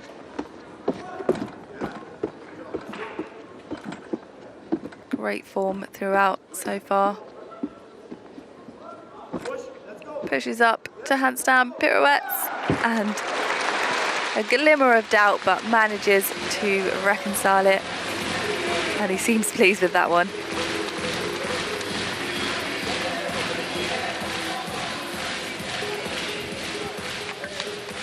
Aidan qualified in equal 4th place with 14.7, which is his personal best score.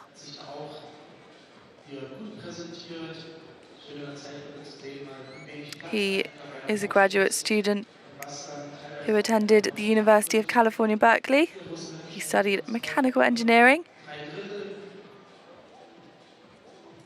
And he's a 2-time Canadian pommel horse champion, back-to-back in 2024 and 2025, as well as being the NCAA pommel horse runner-up in 2025 and 2-time All-American on the Apparatus.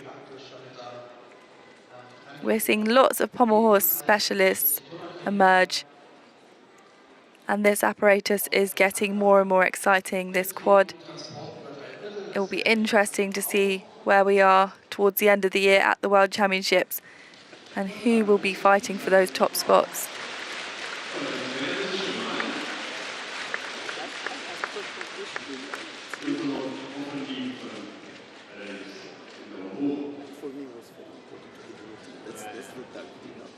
Aidan credits NCAA gymnastics as improving his ability as a gymnast and teaching him how to compete. And there's his score, 14.566, puts him into 4th place, which is where he qualified, and he also seems happy with that.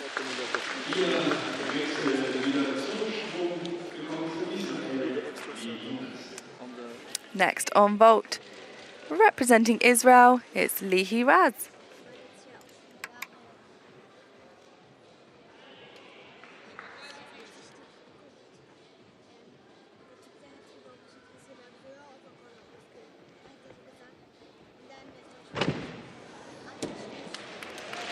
She opens with a full twisting Yuchenko, cleanly performed.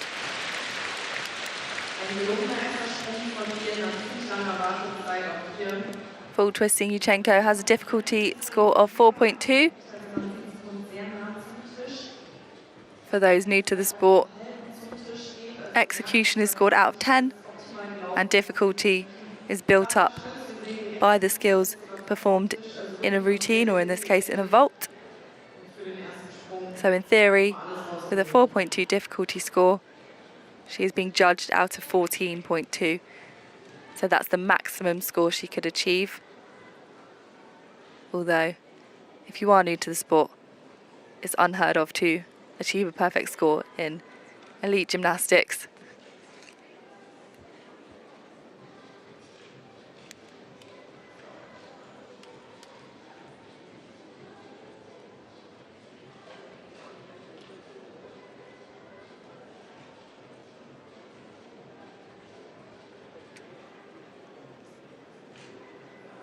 Lihi qualified in 8th place with 13.05.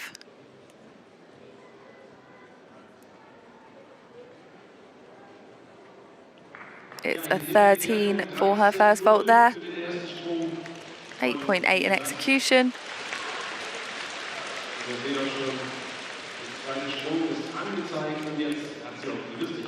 For her second vault, it's Israel's Lihi Raz.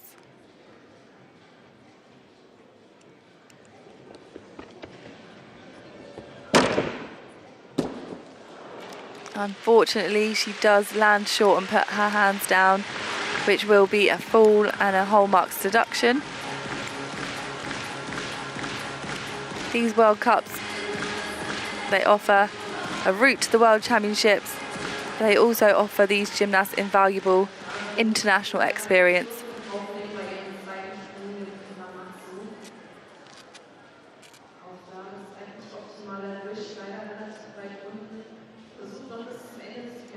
Lihi Raz has experience. She's a 2-time Olympian, representing Israel at the 2020 and 2024 Olympic Games.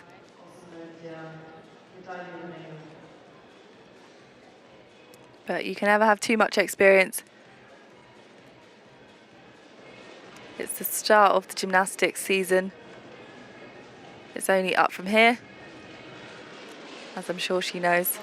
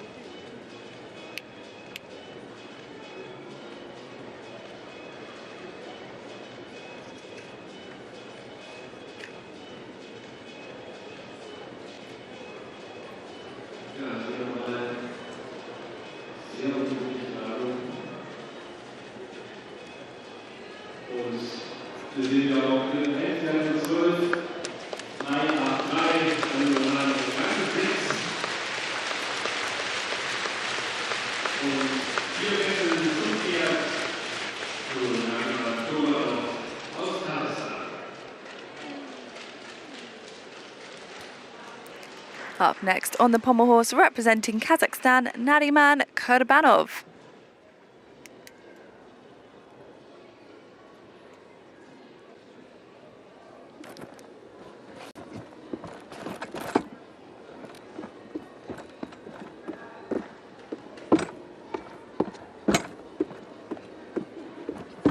Common theme throughout this pommel horse final is the clean lines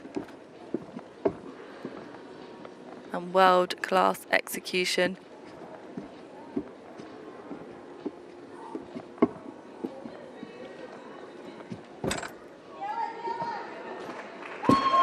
Cleanly through his routine there. He's pleased with that one. He qualified in equal fourth place with 14.7. To get into the medals so far, he needs higher than 14.833. And he is no stranger to medals. Kurbanov is a silver Olympic medalist, achieving this silver medal at the Paris 2024 Olympics.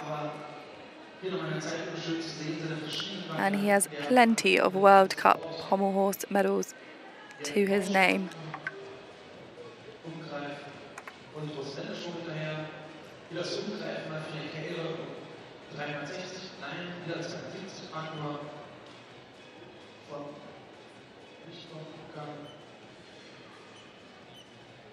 Those ankles locked together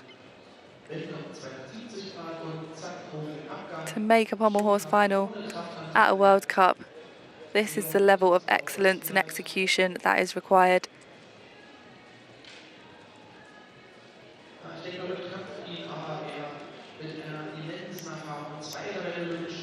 Leading the way so far is Italy's Gabriele Targhetta with a huge 15. And it's 14.933 for Kurbanov, which puts him into third place. Excellent work. Increases his qualification score by 0.233. And we are back over to the vault with neutral athlete Anna Kalmykova.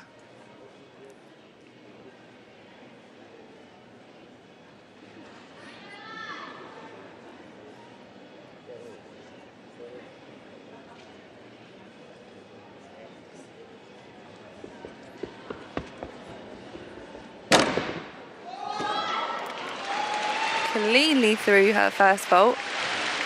The handspring front salto with 1.5 twists. A petite gymnast, but has lots and lots of power. Great work. Pushes, super strong. Legs glued together in the air. And just the smallest movement on landing.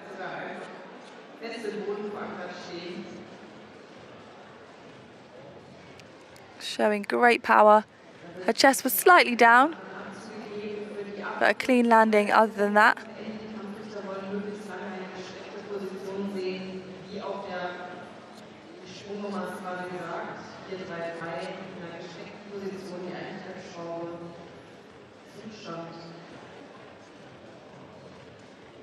Gymnasts often choosing to wear some sort of wrist protection or wrist support on the vault. What Anna's wearing there are often called panda paws, just help give the wrists a bit of support. And there's the score for her first vault, 14.033, very strong score and start to her vault final.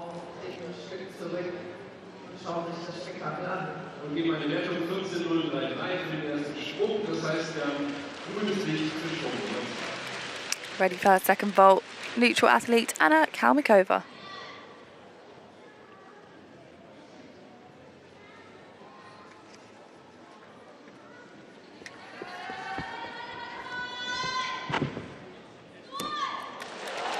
Full twisting Yuchenko there, fights for that stuck landing. Might have to check the slow-mo before I decide whether I'd give it if I was a judge. She qualified in second place with a score of 13.549. And she's put in a good bid here today. Round off onto the springboard, flick onto the vault, and the full twist in the air. Oh, in slow-mo, there's the tiniest of movements from that left foot. But I feel like I'd give that a stick. Unfortunately, the women don't get the stick bonus like the men, but it's still a fun way to look at gymnastics. A stuck landing equals minimal deductions, and that's always a bonus in my eyes.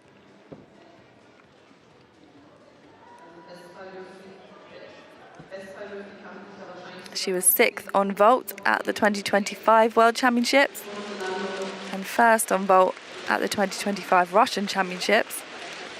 So certainly making her mark as a vaulter. And she's only 17 years old. A young gymnast in the senior competitions. There's sure to be lots of vault finals in her future, and it's 13.816. That puts her into the top spot so far, with just one gymnast left to go.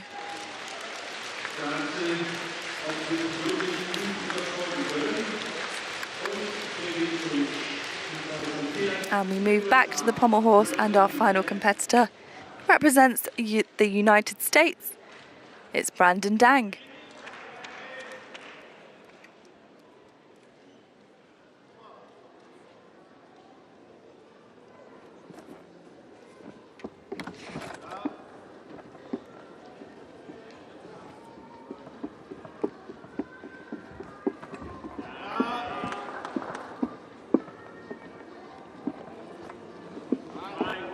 Slight loss of execution there, the leg form, but he manages to maintain control of the routine. Again, just putting us on edge with the leg separations.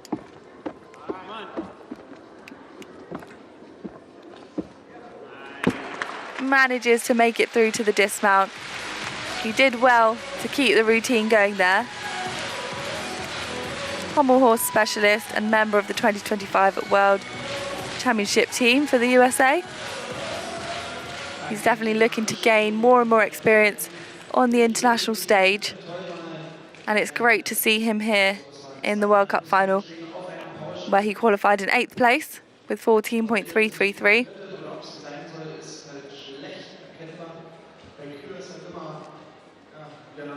As I've mentioned in most of the routines, we've seen a hugely high level of execution. And I would say this one wasn't quite as well executed as some of the previous routines. But he did a great job to maintain his composure in those moments and complete the routine successfully. All the way through to that dismount, where he did stick the landing. But pommel horse is the only apparatus for men where there's no stick bonus.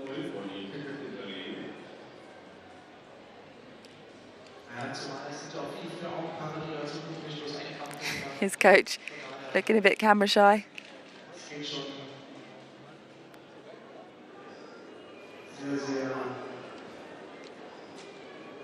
It's a huge 15 in first place. And a 14.933 to get into the medals.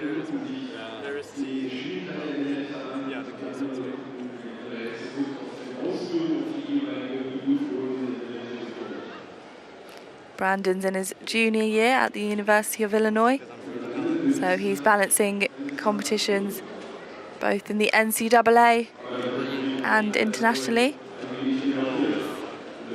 We're seeing more and more of this throughout men's and women's gymnastics.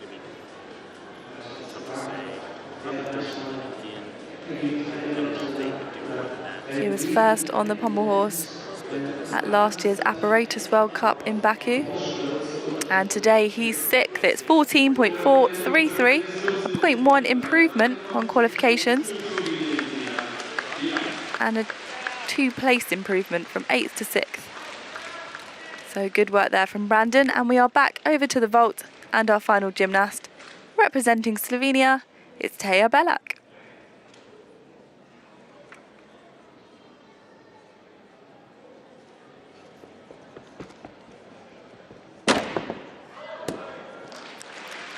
Handspring with the full twist. Judges will be looking to decide if that was in the straight position or the pike position.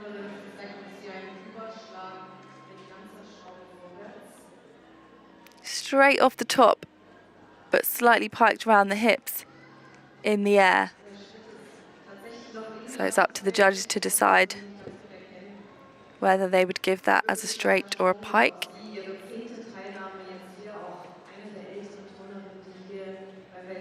Handspring straight front fall is out of 5, whereas the pike would be out of slightly less. So we'll see when her score comes up what the D score is. Ja, in 2 Metern kann man ordentlich springen, das kann ich bestätigen.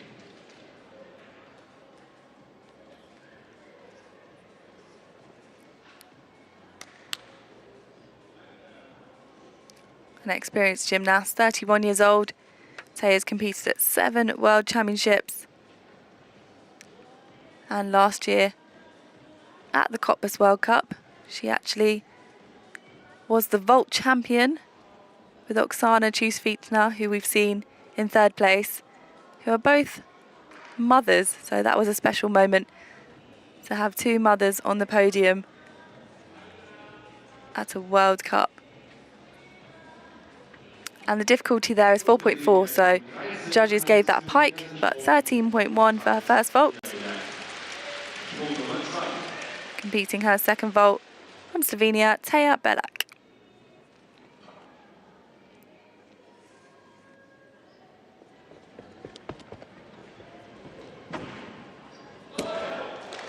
One and a half twist in Yuchenko for her second vault.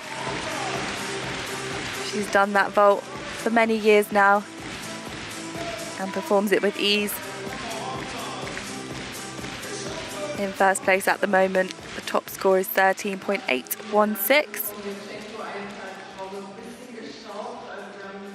Here's that Yuchenko we've seen from a few gymnasts today. Round off onto the springboard, flick onto the vault. And this time we saw 1.5 twists in the air from Taya Belak.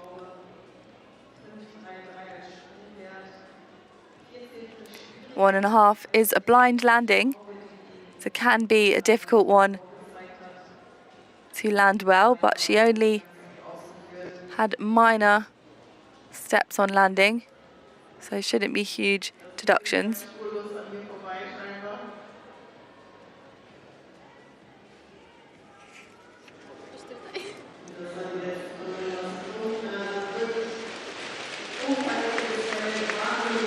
Mother of 2 and still competing internationally at the world level.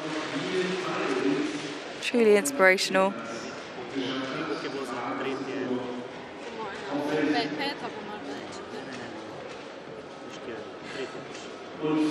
And there's her score. She's happy. She's in the top 3 with a score of 13.516.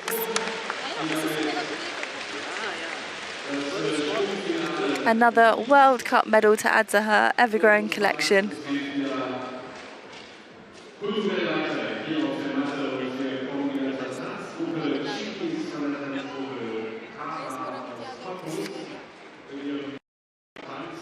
Den sie unter anderem auch bei der Karnevalssaal Hauptstadt der Adlershow aufgeführt haben, die das Glück haben, sie nicht selber treten. Wenn sie mal bei Wettkämpfen sind, dann gehen sie auch sehr gerne bei Karneval. There are the results for the pommel horse final here at the Cottbus World Cup. And here are the vault results at the 2026 Cottbus World Gymnastics World Cup.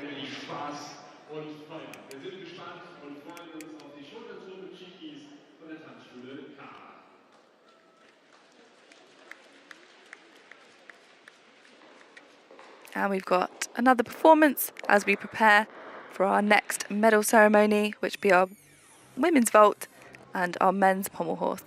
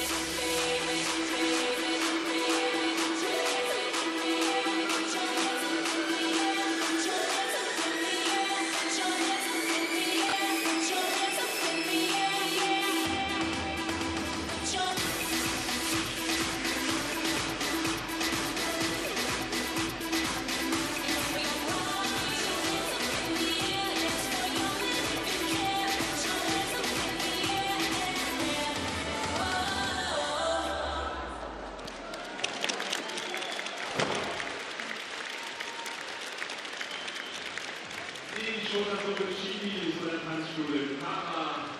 Können Sie auch gerne Buchendorf selber mal tanzen gehen bei der Tanzschule Para. Einfach mal suchen und anmelden und dort auch mal Nachwuchs. Nachwuchs, gutes Stichwort, Turnnachwuchs, den wollen wir jetzt wieder eine Bühne bieten hier beim Turnier der Meister. Seit 20 Jahren inzwischen, seit 2006, ich sorgt die Turntalentschule Lausitz dafür, dass der Nachwuchs nicht knapp wird. Trainiert von Carsten Kiesling. And we've got a performance by our junior athletes on their parallettes.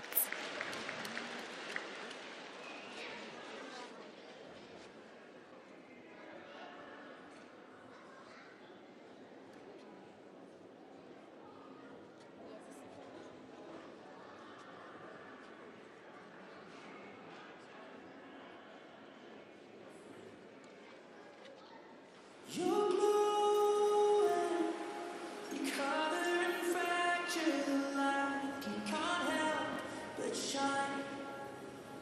And I know that you carry the world on your back. Look at you tonight.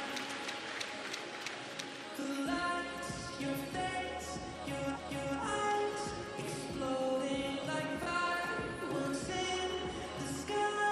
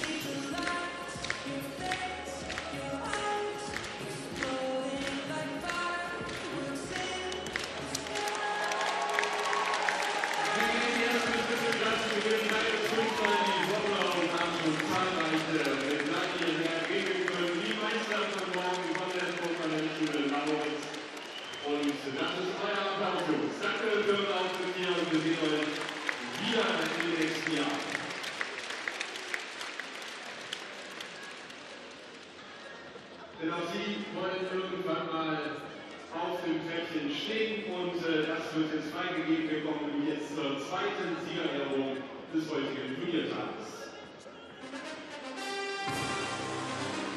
It's time to welcome our athletes for the medal ceremonies of our women's vault competition.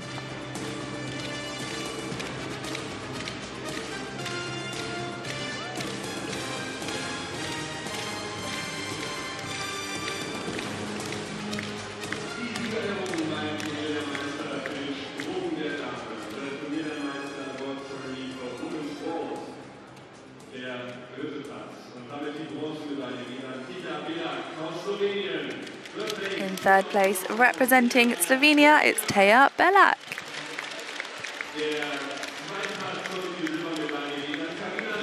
In second place, hear the crowd roar, it's Germany's Karina Schoenmeier.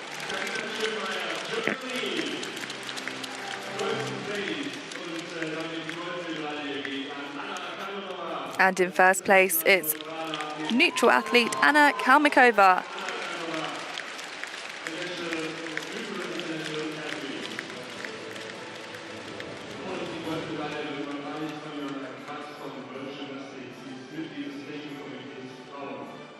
A fantastic vault final. 3 very worthy medalists. And the young Anna Kalmikova, just 17 years old, taking her first World Cup medal, and it's gold.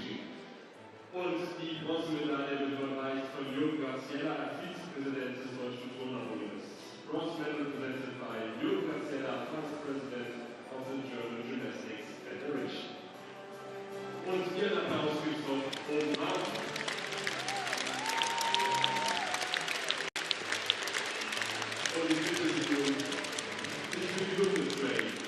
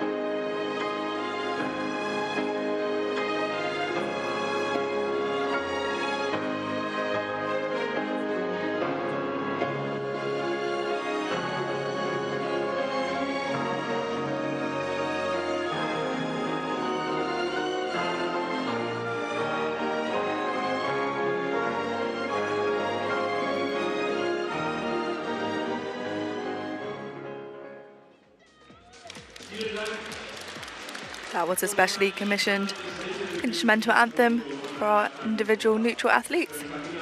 And here are your vault medalists here at the Cottbus 2026 World Gymnastics World Cup.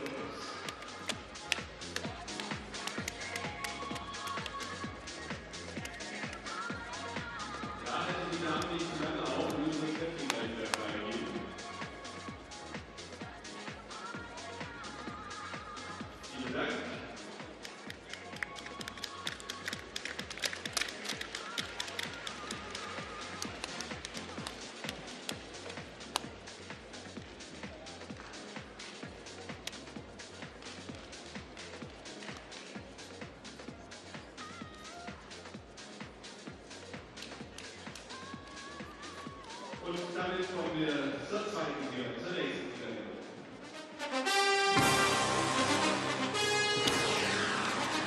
We welcome back into the arena our men's pommel horse medalists.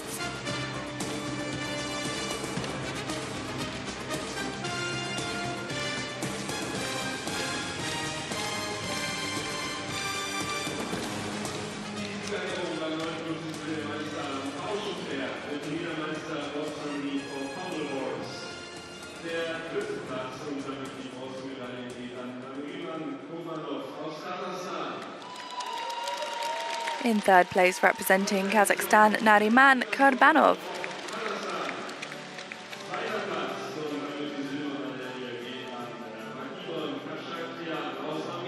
In second place, representing Armenia, Mamikon Khachatryan.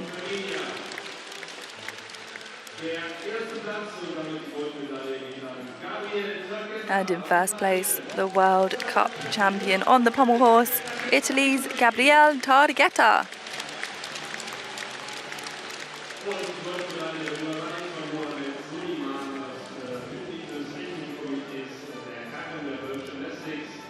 Nariman, 28 years old, showing what experience can do for you.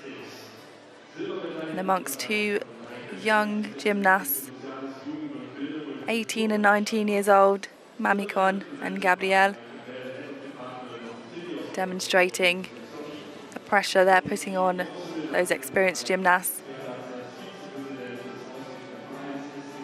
The pommel horse becoming a really exciting apparatus for this quad.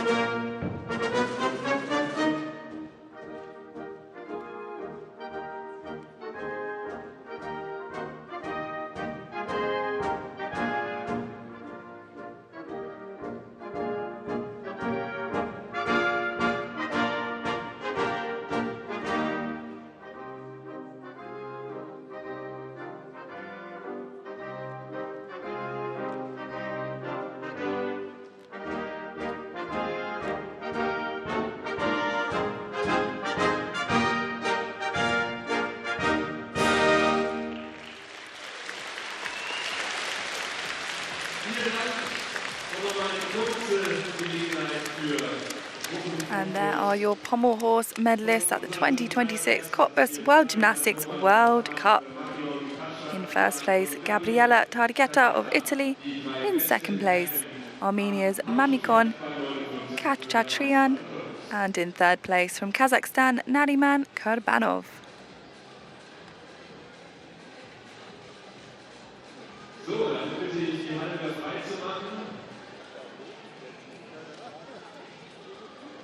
We have to hurry a little bit, yeah. Thank you very much.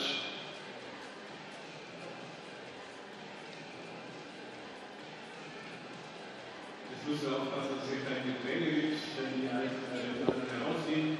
Und deswegen bitten wir die nächsten Athletinnen und Athleten unter Ihrem Applaus in die Lausitz Arena.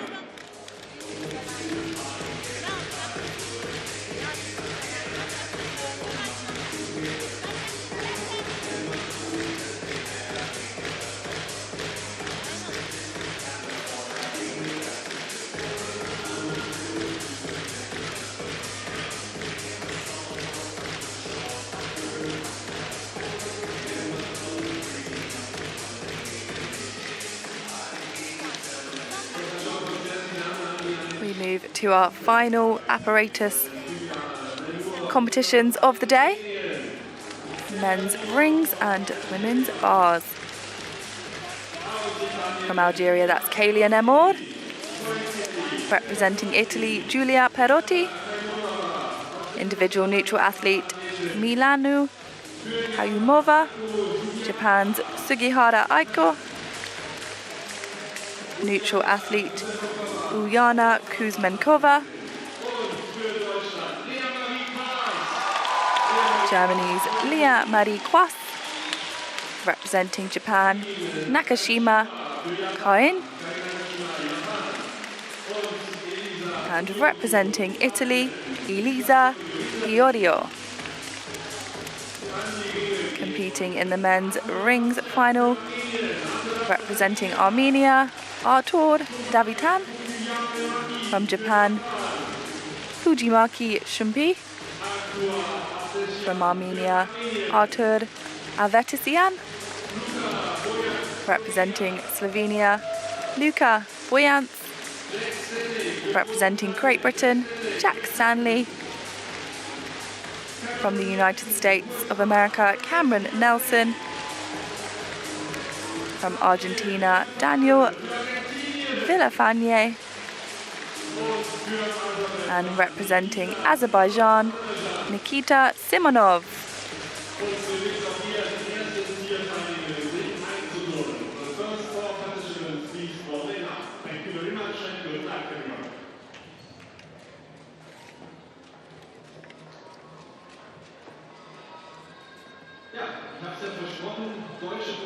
Here is the start list for the men's rings final at this World Gymnastics World Cup final.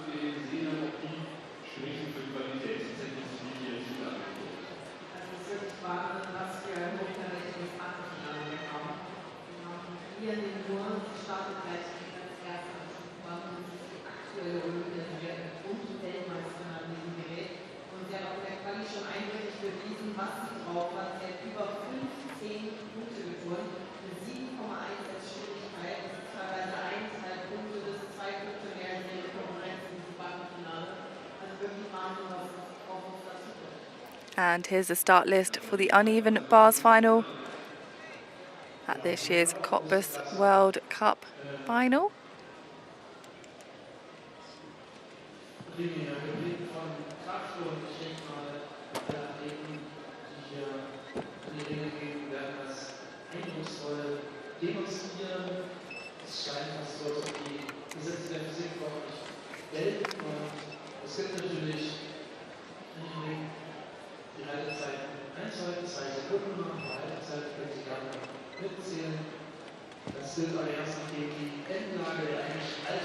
The first four gymnasts are having their touch warm up.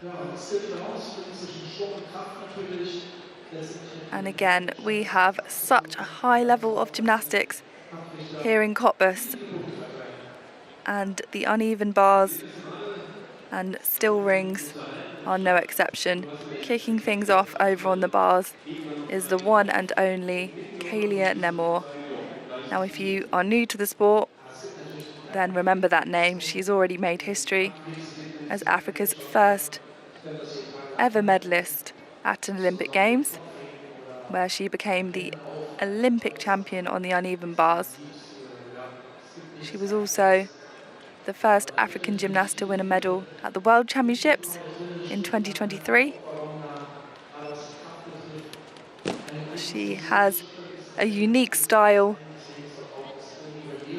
and so much difficulty stacked in her bar routine. She has many World Cup medals to her name at this point, and it's safe to say she'll be looking to add to that collection on the bars here today. Over on men's rings, we've got so many gymnasts with a lot of experience, including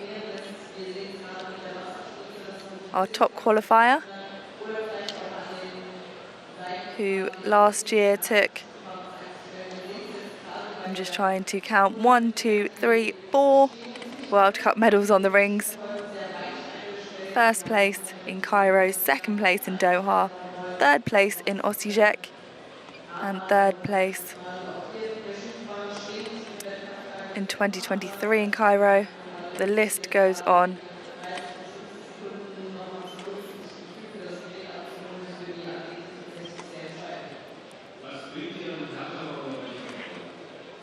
The accomplishments of these athletes are absolutely incredible. The audience here in Cottbus is definitely being entertained by their talents, as are we at home.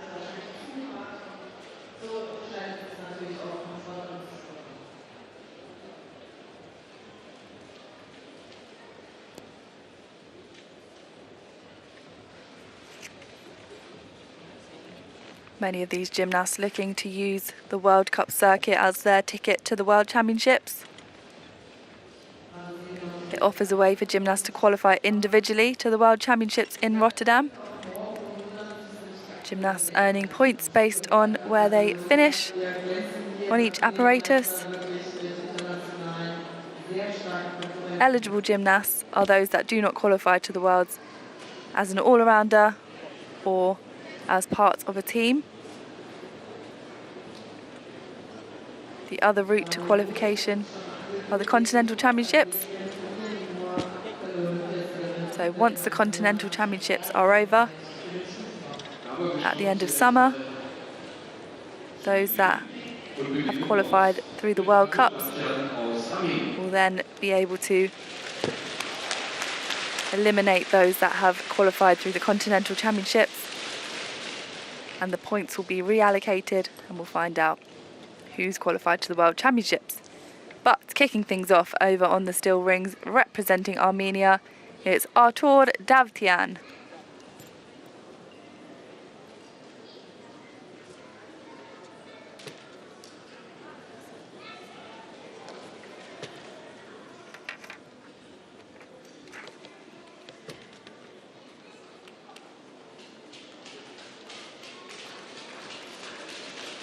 Really good body position.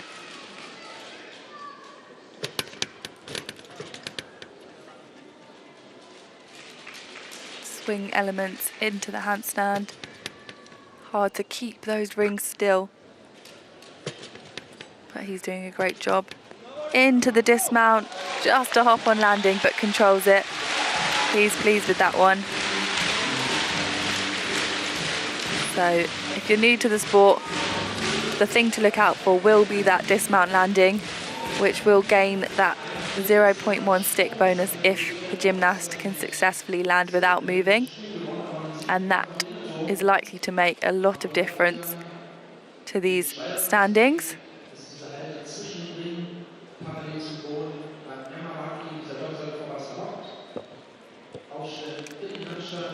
The official name for the rings is the still rings. So the less you can move the rings during your routine, the better, especially in those hold positions, and those strength elements. Artur did a great job at keeping the ring still.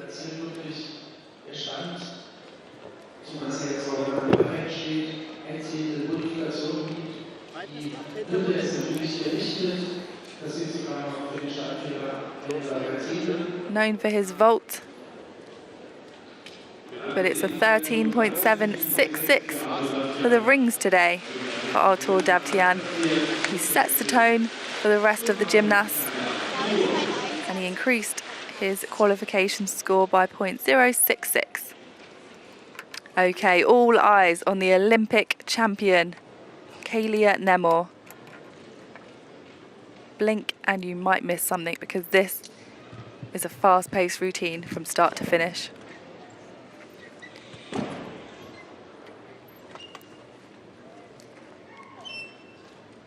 Brilliant work there.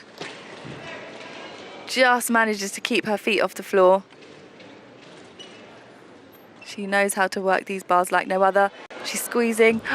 We haven't seen a mistake from Nemor in a long time. Normally so consistent. It'll be interesting to see how she scores, because her start value is so difficult. But with a routine like hers where everything's connected, she now needs to decide where to pick up the routine from. Lots of support from the crowd, and I'm sure her fellow gymnasts, because what she can do on the uneven bars is pure art, so it's a shame to have that mistake. But here she goes, doing what she does best, floating from high to low and back up to the high bar. This is the normal Kalia Nemor. Finishes with a stuck landing. Such a shame, that fall. But if you want to go back and watch her qualifications routine, she scored a whopping 15.2 with a 7 start value. So it'll be interesting to see what she can score with a fall. Second place was 14.033. So she could still be in with a chance of a medal with a fall, because she's that good.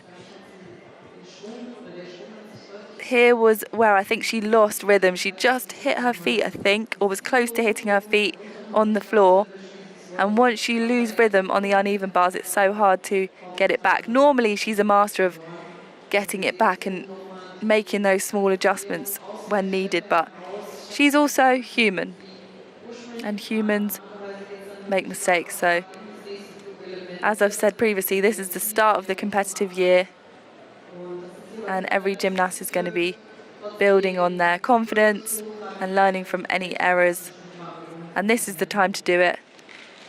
The World Championships, the biggest competition of the year, isn't till the end of the year. So plenty of time to build back up.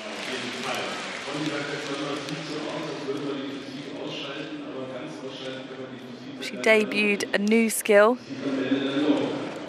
which was an in-bar stolder, so that piked stolder with the feet between the hands into the Katchev with the half turn. So innovative,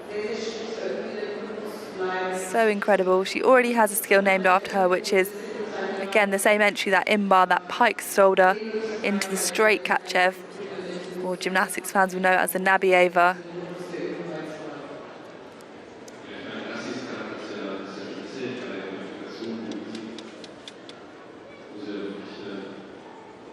She's moved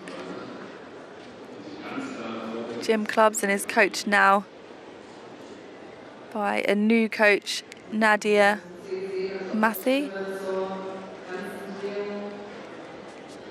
She says her previous Olympic cycle, she was under immense psychological pressure on a daily basis, and she didn't feel capable of experiencing another cycle like that.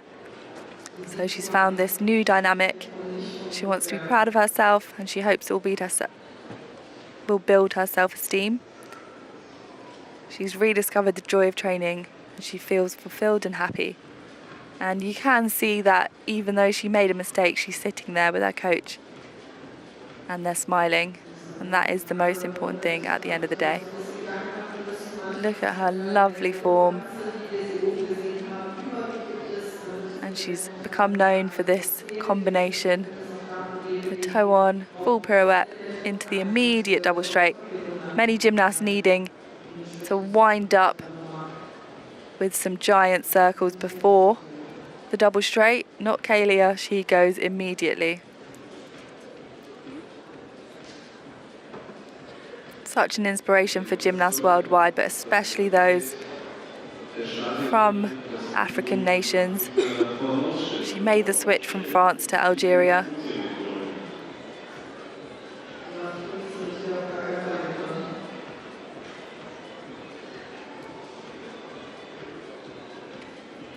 She'll be competing in the balance beam final tomorrow, where she also qualified in first place. So even though she's made an error on the bars, I'm sure she'll be coming back for redemption on the beam tomorrow. As we wait for Kalia's score, our next competitor on the men's rings looks ready.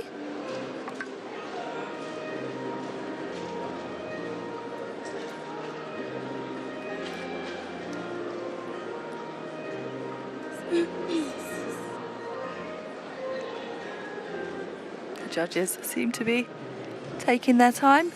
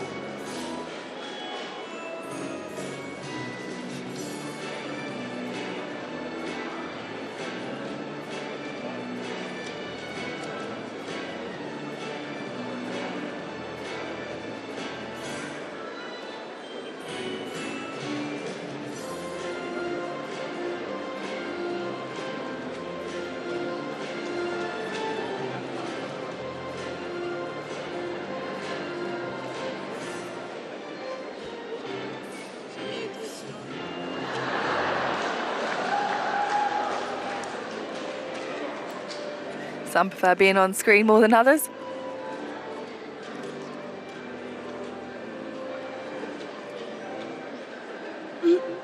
Although the women do not receive the 0.1 stick bonus, there is a 0.2 bonus for dismounts that are rated a D or higher. So for those new to gymnastics, skills are ranked with letters. So an A skill is worth 0.1, B 0.2, C 0.3, etc. So skills that are worth 0.4 and a D or higher receive the 0.2 bonus, and that goes for bars, beam and floor. So here on the bars, the double straight dismount as Kalia performed would receive that bonus.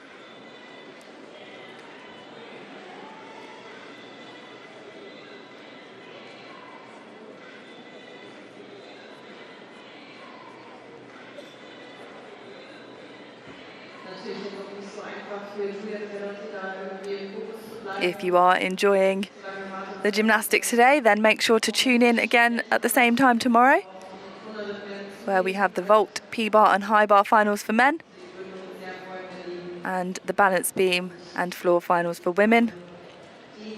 And then make sure to tune back in for our World Cups the rest of the year, the next one being in Baku on the 5th of March, followed by Antalya, Cairo, Osijek and Doha.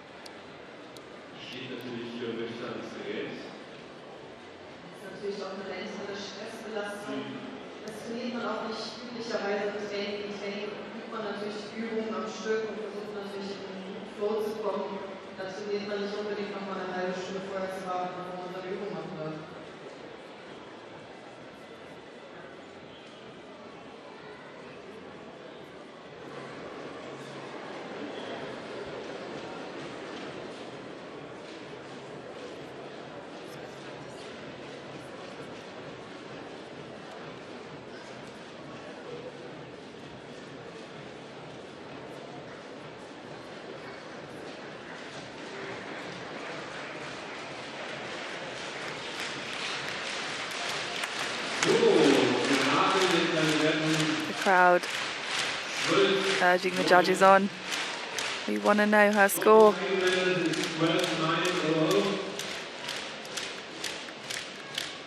Das ist Show. Und damit können wir jetzt an die Ringe gehen, schon bei Fujimaki aus Japan.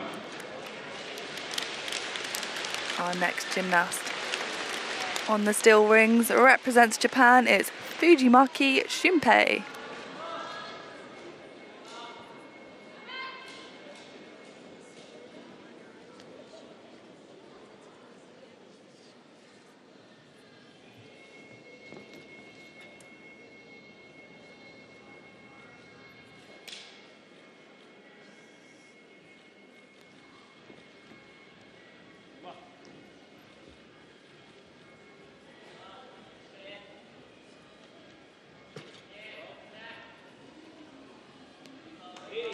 Great position there. Shows off his strength, the little raise of the chin.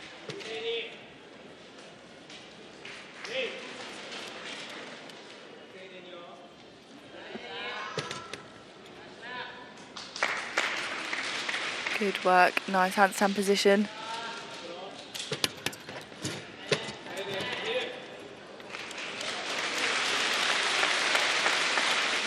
Good work in the cross.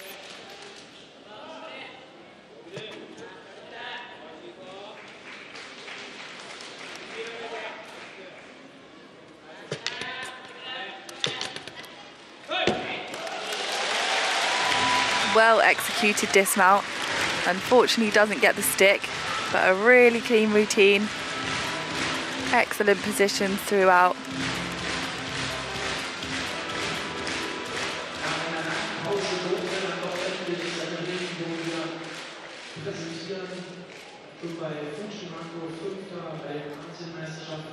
The swings up to the handstand position, extremely well controlled.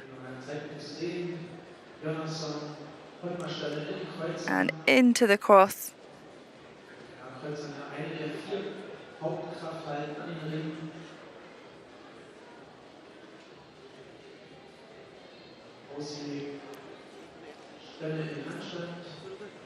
Another good angle there, showing lovely form in the handstand and just a small step on landing, really well controlled. The score to beat is 13.766 for the top spot. Fujimaki qualified in 6th place with 13.066. He was 5th on rings at the Senior Asian Championships last year. He's a good all-around gymnast, and it's 13.8, a huge improvement on yesterday. Over 0.7 of improvement. And that puts him into the top spot for now.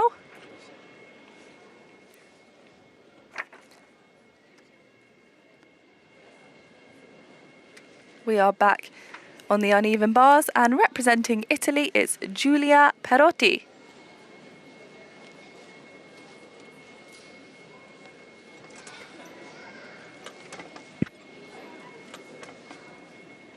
Nice start with the endo.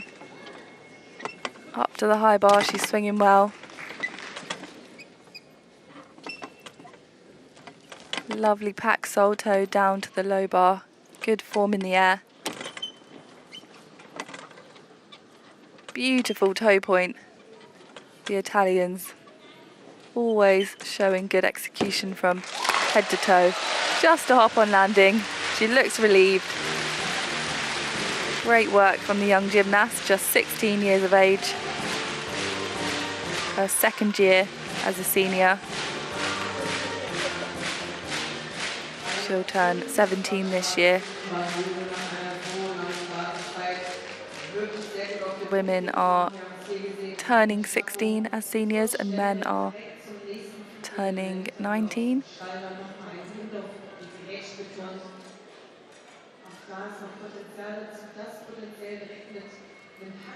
Hitting those all-important handstand positions. Feet glued together. Really lovely work. She kept that rhythm going. Another angle of that pack textbook technique and execution. Also die Erleichterung war jedenfalls das Gesicht abzulesen, als sie vom Gerät gegangen ist. Sie war That Maloney erwartet hat, with the half turn up to the high bar. da fällt mir, glaube ich, mehr als ein Stein. She finishes that full turn slightly offline, past the handstand, so that will be a small deduction and another small deduction on the dismount landing, but a very nice routine from Julia.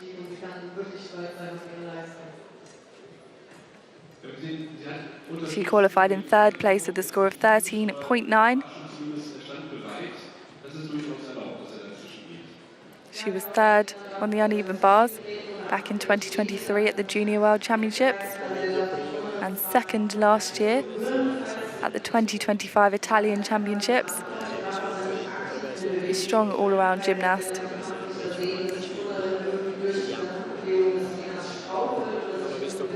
Kaylee Nemor's score was 12.9, so that is the score so far to beat. And I'm feeling confident that Julia, and there it is, 14.033, an improvement on her 13.9 in qualifications, and certainly the score to beat so far.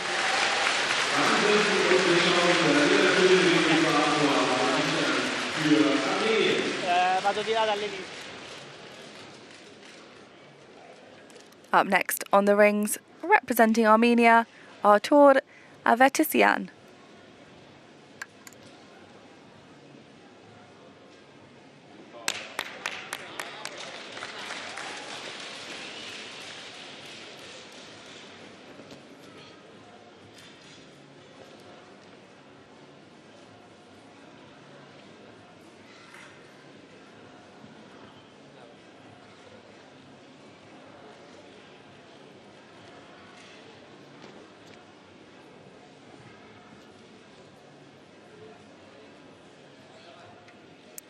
Pushes up to his whole position with ease.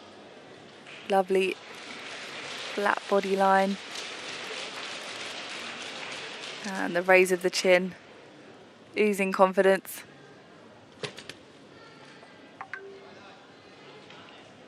Minor movements in the handstand. Swings to that whole position again. And this camera angle showing off that great body line. Squeezes to lift those heels. Really still handstand that time. Into the dismount. The tiniest of steps again. Super hard to nail the dismount at the end of such a difficult endurance routine. The strength it takes to hold those positions on the rings.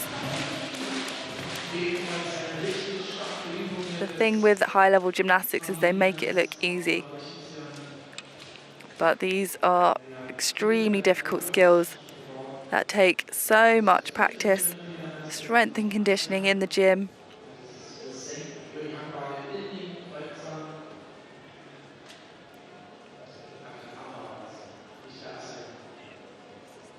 Another angle of that body position. The judge is looking for a perfectly straight line from head to toe, which Artur demonstrates there.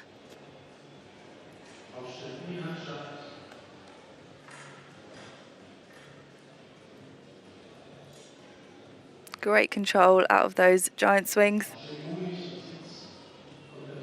Winds into that dismount and just the smallest of steps. Who's going to be the first one to nail their dismount?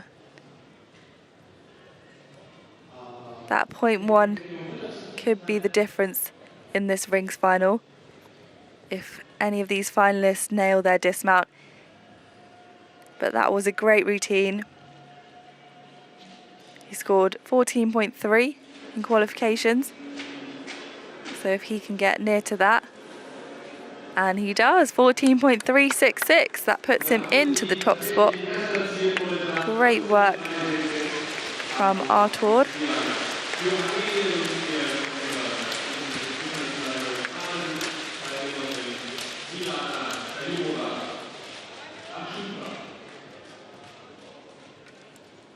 Next to compete on the uneven bars individual neutral athlete Milana Keyumova.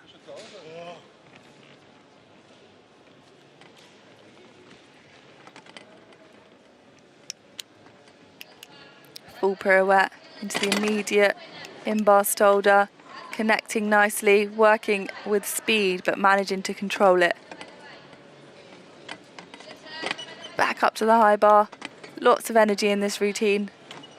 Another in-bar stolder, such a difficult skill, you've really got to learn that as a young gymnast to properly master it. Slightly out of handstand on that final half pirouette, but she's through to the dismount. Perhaps a tiny bit of disappointment on her face, but a good routine, so hopefully the judges agree. Her teammates, male counterparts, are clapping along. They liked it. There's that in-bar work.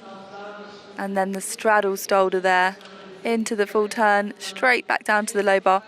Not only is it physically hard, but routines that are packed with difficulty and connections, your brain has to think so quickly and adjust to any minor differences. Every single time you're trying to nail those positions, but it can feel slightly different, especially after gymnasts from another country and the bars have been changed, as in the tension. Coaches can adjust the tension and the placement of the mat and the chalk on the bars. So if something's slightly off, it can knock you, but she was through that routine really well. But it is an apparatus that does require precise adjustments.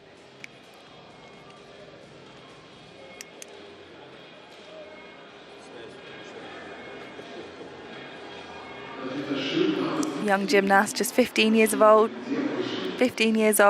her first year as a senior, so great to make a World Cup final. She qualified in second place with 14.033.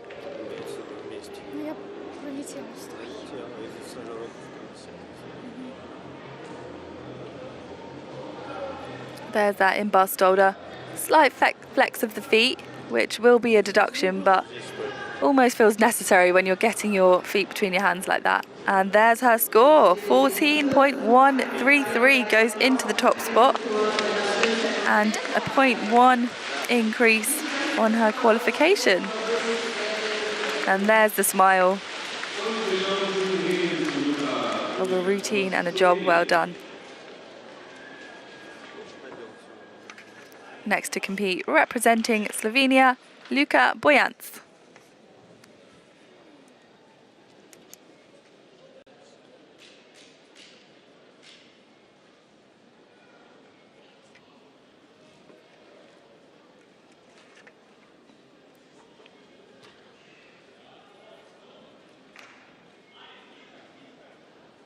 Showing great strength from the get-go. Seamlessly into the cross position.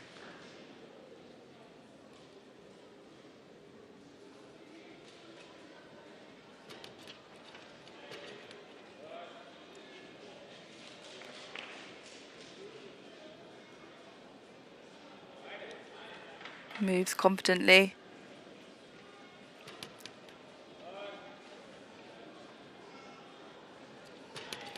Into the dismount, double pike forwards, just again a step on landing.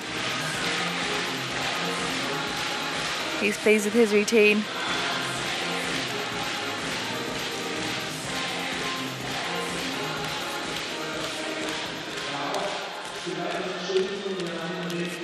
You can see that straight body position, shoulders in front of the wrists and in front of the rings, and then that perfect straight body and arms across.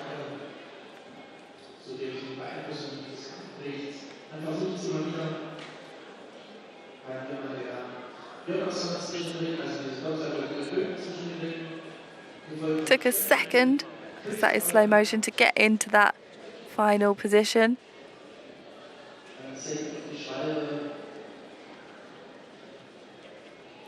Maybe not quite as precise as some of the gymnasts we've seen so far, and a slightly easier dismount. So it'll be interesting to see if that's reflected in his score.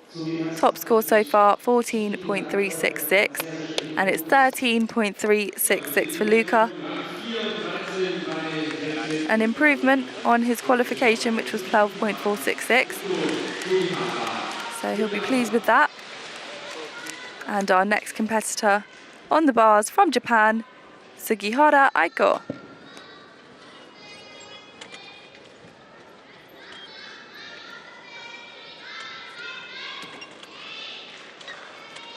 Swinging well so far, dynamic and precise.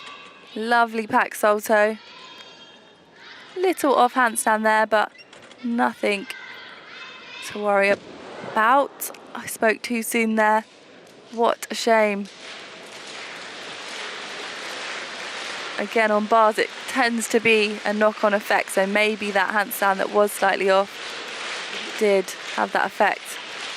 Looked like she needed a minute to compose herself there, but she's going to get back on. The crowd are behind her.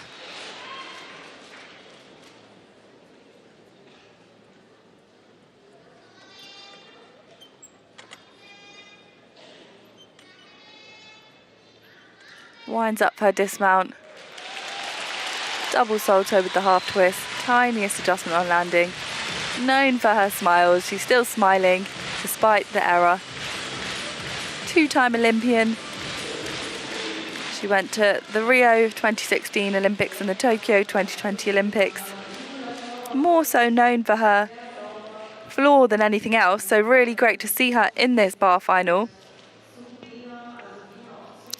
She's known more as a floor and beam worker, so really exciting to see her in a bar final and proving herself as more of an all-around gymnast despite the mistake.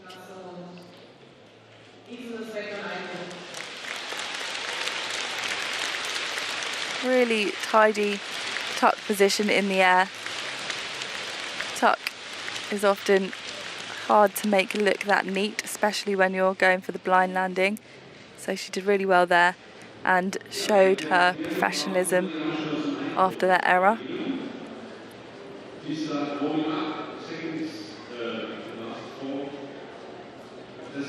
The top score at the moment on the uneven bars, 14.133. Unfortunately, with the fall, it's unlikely that Sugihara will reach that score. She was 6th in qualifications with 13.166. Another look at that dismount, so precise.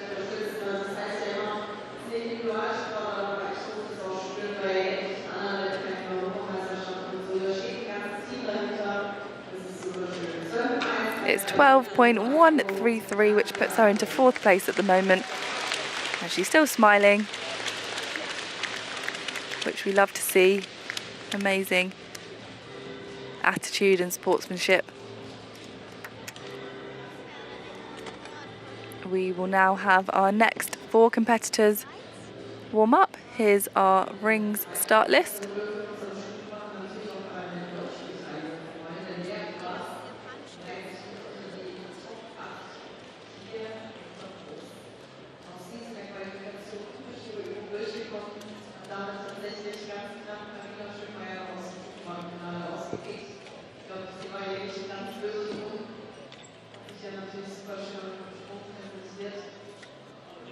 And here's our start list for the uneven bars. We've got 4 competitors left to go.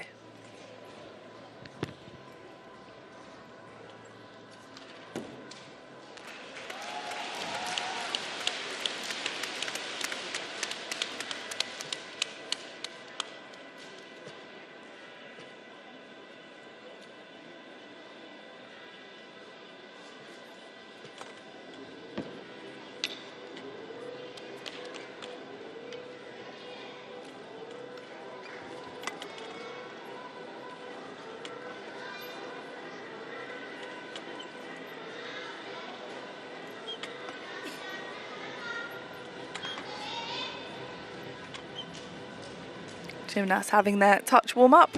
1 go on the rings and 1 go on the uneven bars before they put their hands up and compete for real.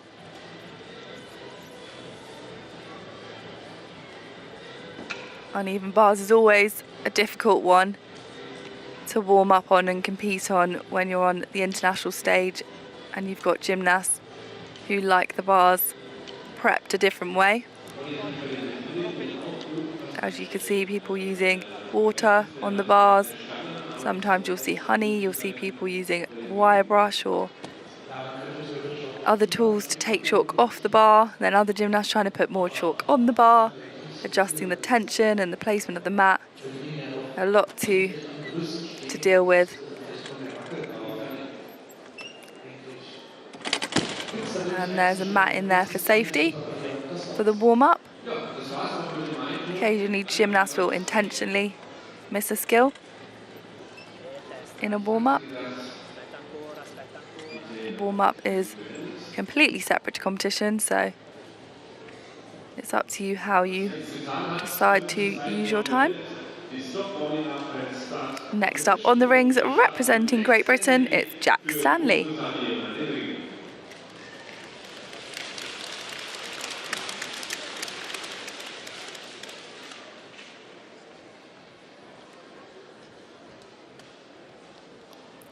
Good start there.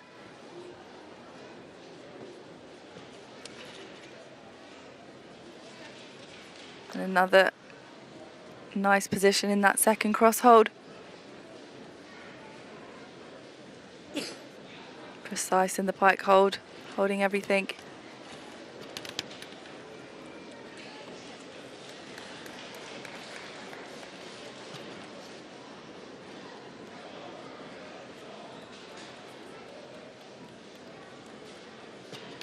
Winds into the dismount, just a hop back on the landing. Good work there in his first World Cup final. He's pleased with that. 22 years old. Jack qualified in 7th place with a score of 12.933. He trains at Leeds Gymnastics Club with Great Britain stars such as Luke Whitehouse and Harry Hepworth.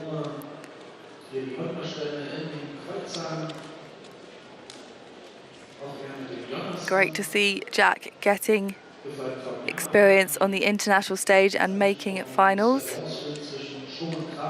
The Great Britain men's team has a lot of depth.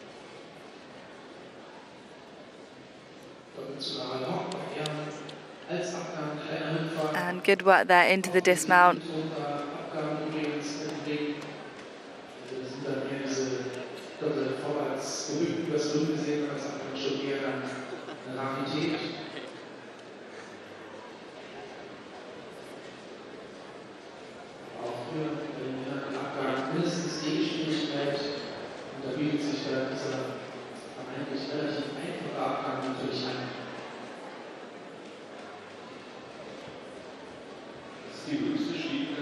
Jack was 6th all around at the 2025 English Championships.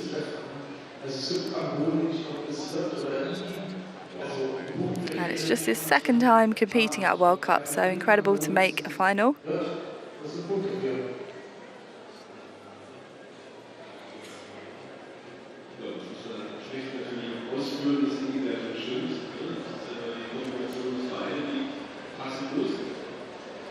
Leeds Gymnastics Club has such a strong men's gymnastics programme.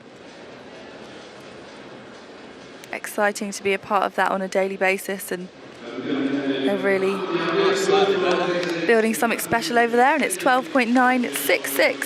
Slight improvement on his qualification routine for Jack Stanley. And we're back on the uneven bars, and this is neutral athlete Ulyana Kuzmenkova.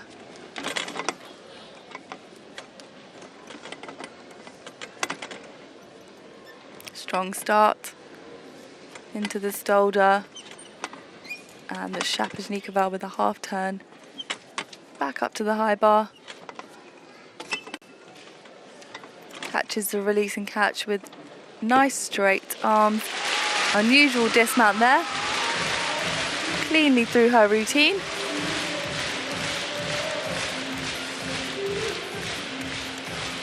She qualified in 8th place with a score of 12.666.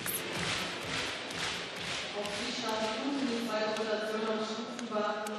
Wir haben hin und wieder mal ein bisschen die Füße gesehen, die auseinandergehen. Auch das wird jedes Mal mit dem Segen bestraft. Choosing to wear socks.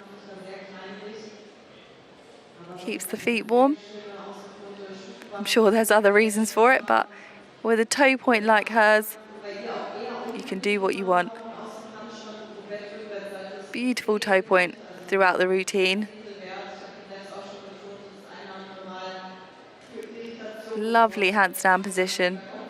Every single position is deductible, so judges are looking for every handstand to be right on top of the bar. Straight body line. And Uliana manages to do just that. It's all smiles from her and her coach.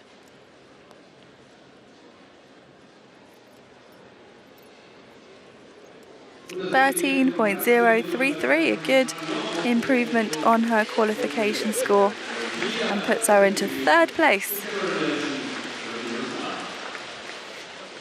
Up next on the rings, representing the United States, it's Cameron Nelson.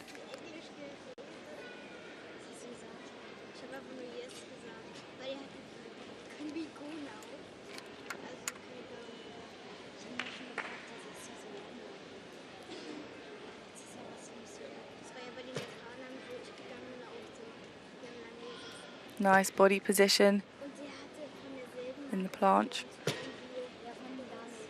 Pops the inverted cross there.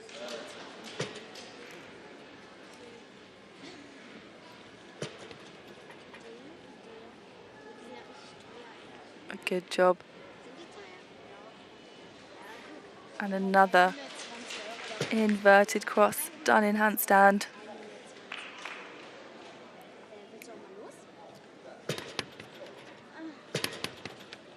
And another triple back, just what he's known for. Tiniest to hop on landings, but Cameron Nelson in his 2nd appearance here in the finals. And he didn't mess around then, did he? Great work. That was fire. That was fire.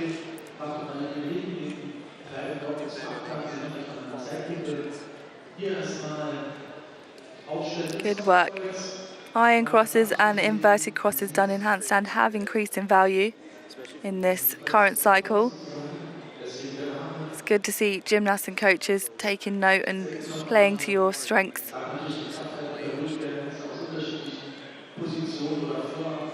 You've got to constantly adapt and move with these new rules.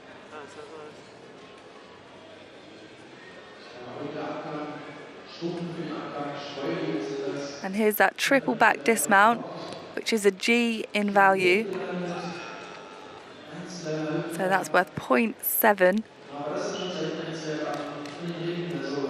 The triple pike dismount, named after USA's Donnell Wittenberg, is the hardest rings element in the code, and it's worth an H.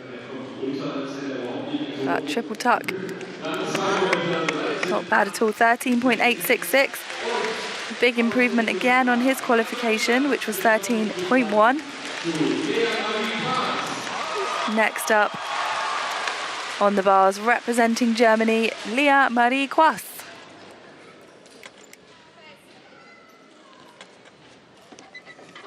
Lovely amplitude in that opening Shaponikova.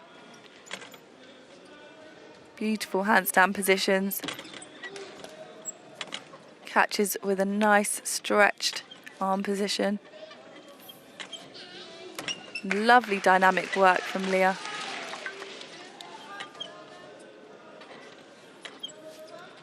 Full pirouette, beautiful toe point. Into the dismount.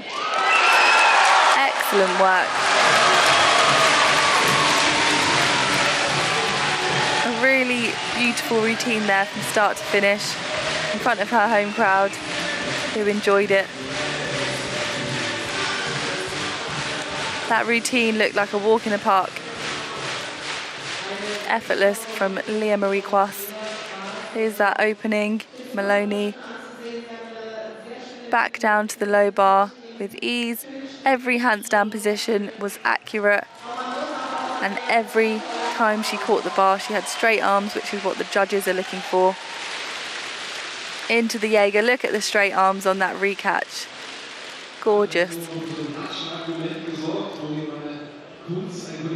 And another pirouette there, finishing as close to the handstand position as she can.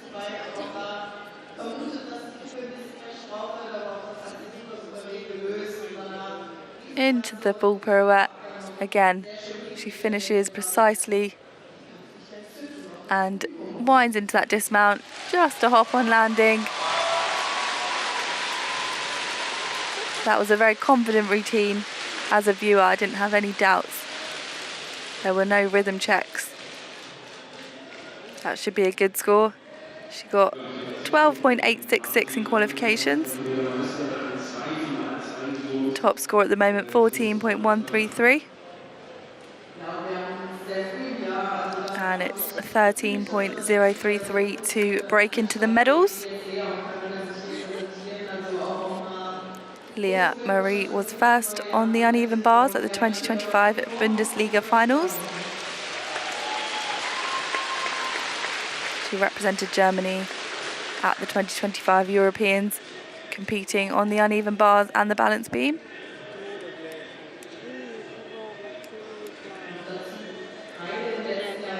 Great height on that piked Jaeger.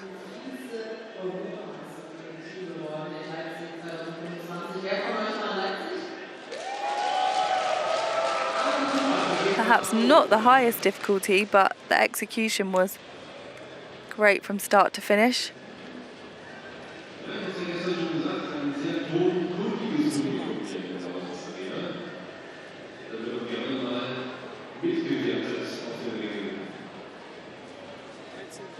These uneven bar judges are keeping us on our toes today. Another anxious wait.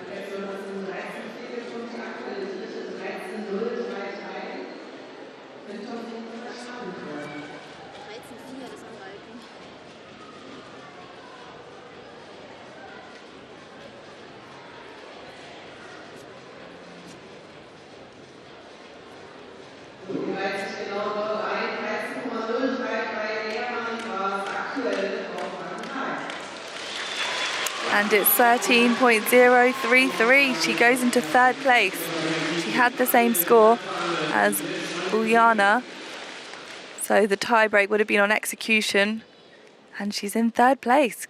Great work. Next up on the rings, representing Argentina, it's Daniel Villafañe.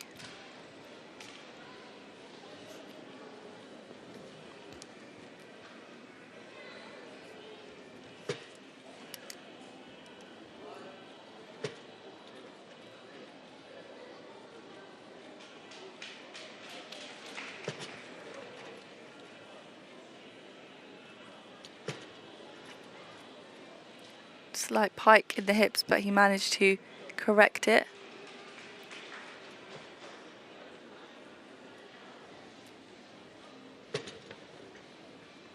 Smooth into the handstand and straight into the dismount. Another hop on landing. I'm desperate to see someone stick their landing in this World Cup final, but a really great routine nonetheless.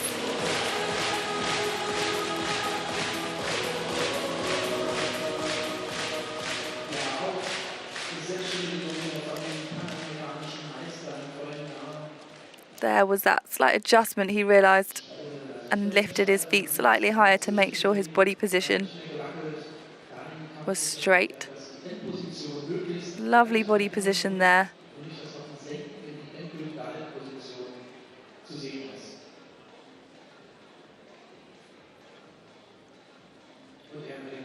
Slight pike in the hips in the dismount, and again a small deduction on the landing.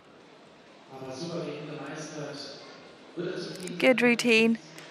He needs 13.8 to break into the medals. He scored 13.6 in qualifications, and that put him in fourth place.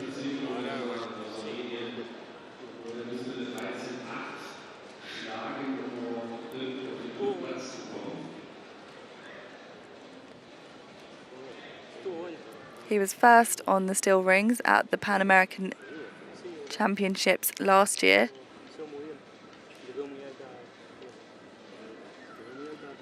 And he's had World Cup success in the past.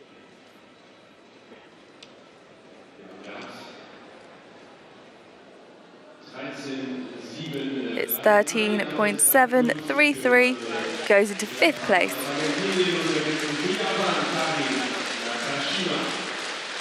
Up next on the uneven bars, representing Japan, Nakashima Karin.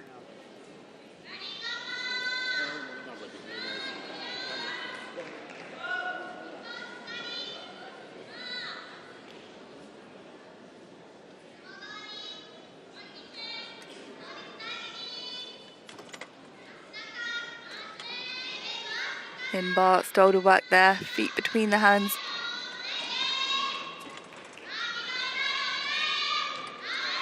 Works well, transitioning between the high and the low bars, earning bonus points by connecting difficult elements.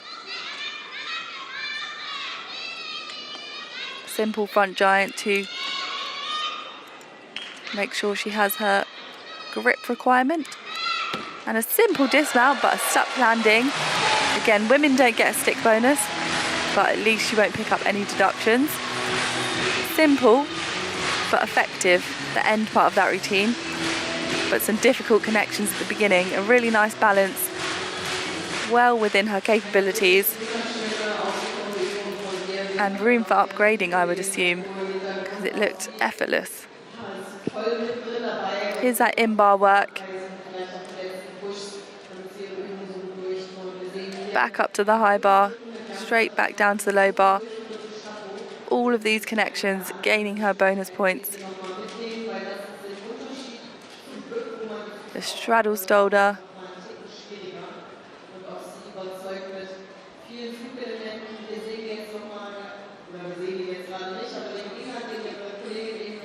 Shoulder with the full pirouette. Great toe point. And beautiful double pike dismount.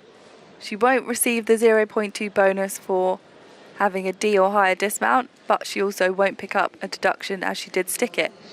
That is the decision that coaches and gymnasts have to make. Execution versus difficulty, risk versus reward in gymnastics.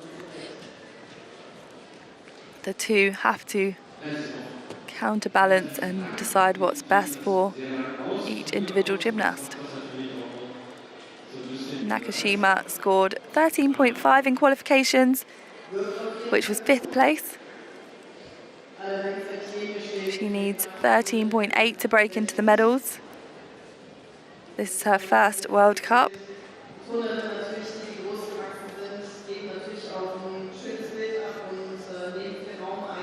It's 13.8. Brilliant work. That puts her into 3rd place. Great job. That execution risk versus reward certainly paid off.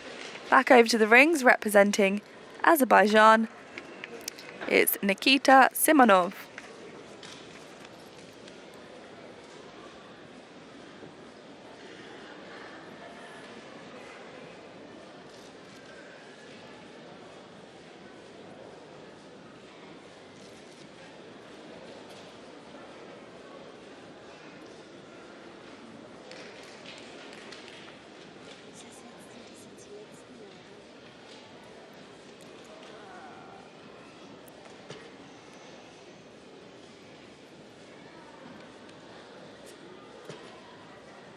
Working really well so far.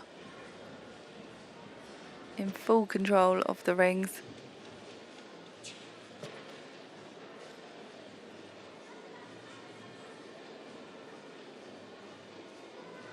Quite a long pause there. Perhaps trying to gain some energy, take a deep breath. Had open hands on that hold. So he's got to make sure his wrists are on top of the rings. Back up to the handstand position.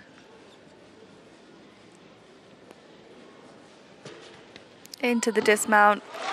Ooh, I want to see that one in slow motion to check if it was a stick. The reaction from his teammates and coaches seemed like it was, but I need to see it again. He's certainly a specialist on this apparatus, has his own skill, worth an F.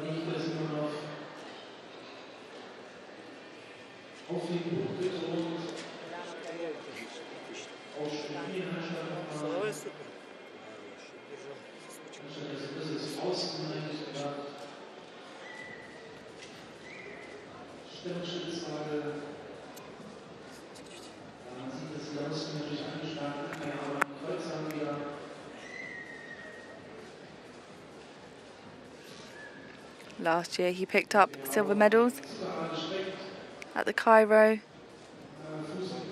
World Cup on rings. He was second again here in the qualification round with 13.866, which at the moment is the score to get into the medals, which Cameron Nelson has a 13.866, so 14 puts him into second place. Great work.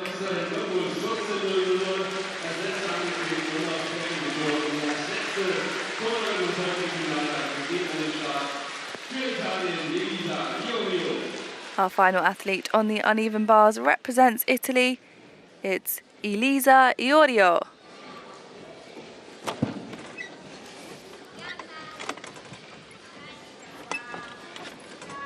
Great height in her release and catch, connecting it down to the low bar, back up to the high bar, works into the eagle grip there, the inverted grip, and back up to the high bar with ease. Slightly off handstand there, working again seamlessly into the invert. Look at her wrist position, we haven't seen that from anyone so far. She works through the pirouettes, back into it and into the dismount. Really great work. The Italians, known for their style on bars. We often see that inverted grip from Italian gymnasts. There's not many countries worldwide that use it as well as the Italians. The Chinese I would put up there as well, but beyond those two countries, we don't see it that often. Really great amplitude throughout these release and catches and transitions. That shoulder position, and here's that grip. Much more difficult than over grip and under grip, which are the two common grips. That's over grip for those new to the sport, with your hands on top of the bar like that. And again, there's that difficult inverted grip. And she winds up into the pirouette and back into that grip. You need flexibility through the wrists and the shoulders. And the double front dismount. Unique work. And she did it all extremely well. She qualified in fourth place with 13.866. Currently, the third place score is 13.8. First place is 14.133. She was part of the Italian team that took team silver at the Paris 2024 Olympics. And she was also part of the gold medal winning team at the 2024 Europeans. She was second on bars at the same European Championships in 2024. And she's first here today, 14.266. Incredible work.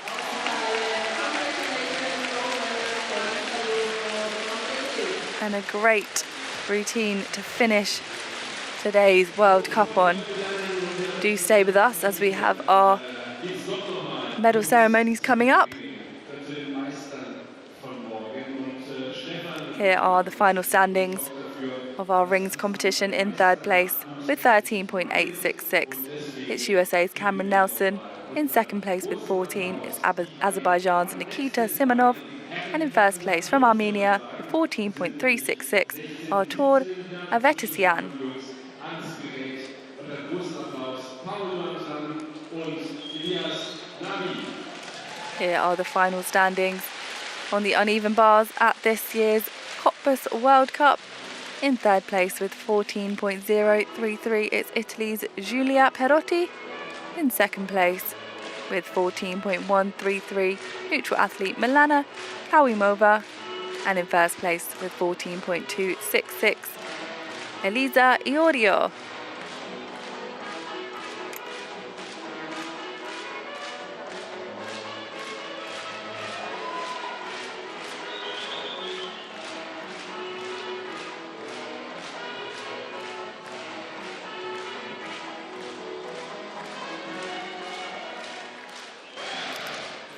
We've got some junior athletes again displaying their abilities before the medal ceremonies will commence. I'm living in that 21st century, doing something mean to it, doing better than anybody you ever seen. Do it, screaming from the haters, got a nice ring to it.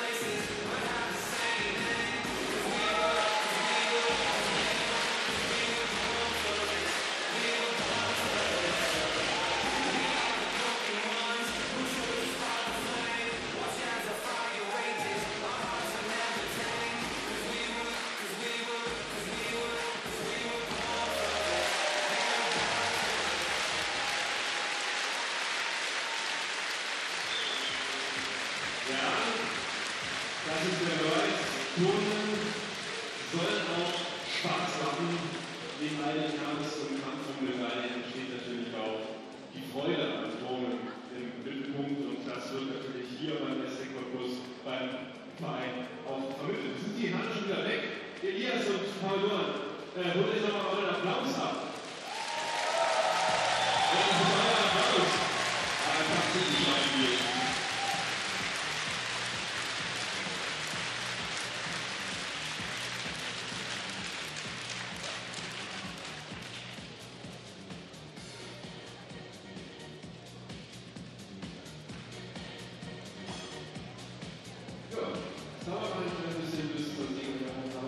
Nachwuchsförderung und die Sache, die kommt ja am Herzen ganz besonders.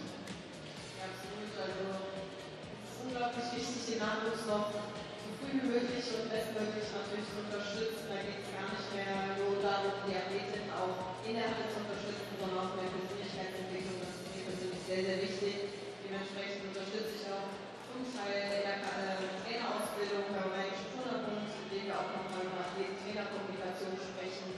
Was brauchen die Athletinnen und Athleten, um ihr bestmögliches Potenzial auch wirklich quasi aus sich rauszukitzeln und wie können wir die Trainer da noch ein bisschen unterstützen. Und auch so tue ich ab und zu in den Vereinen rum und gebe ein paar Trainings und es macht mir echt viel Spaß und so kleine Kinder auch zu sehen, ist immer am schönsten. Ja, aber schön ist natürlich auch eine Siegerehrung zu sehen und dazu kommen wir jetzt auch zur nächsten Siegerehrung. It's time for the medal ceremony for the women's uneven bars.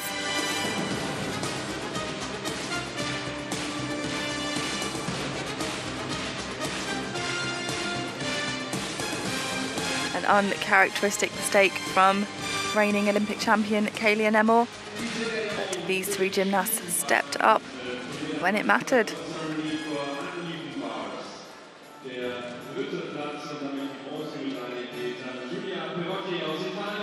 In third place, representing Italy, Giulia Perotti.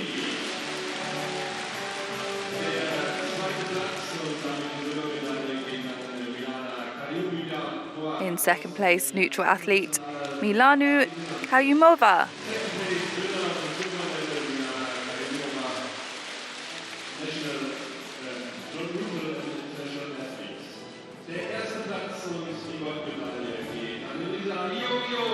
And in first place, the Cottbus World Cup champion on the bars from Italy, Elisa Iorio.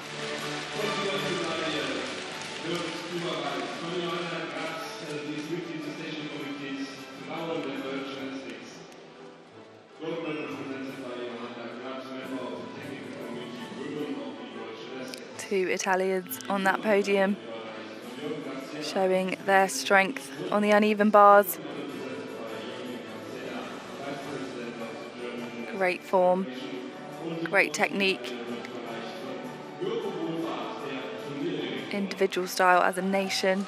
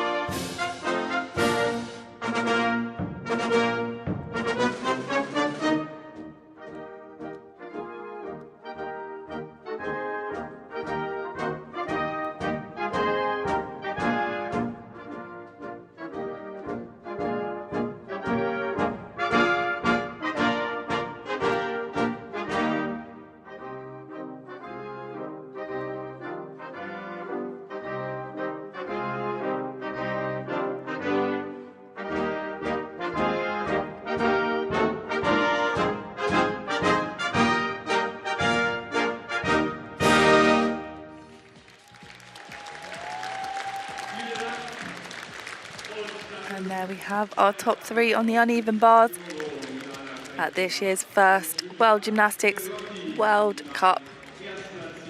Italy's Giulia Perotti, neutral athlete Milana Kawimova, and in first place, Elisa Iorio.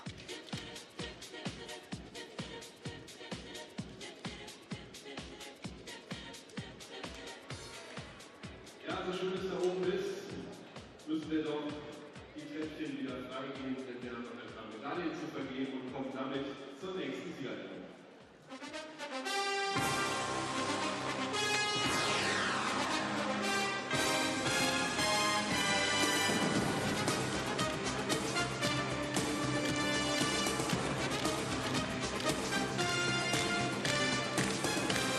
We welcome back our men's medalists on the steel rings.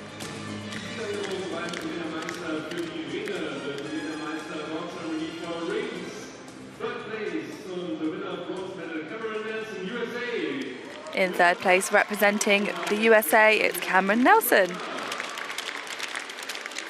Known for his floor work, really great to see him earning a World Cup medal on the rings. And in second place,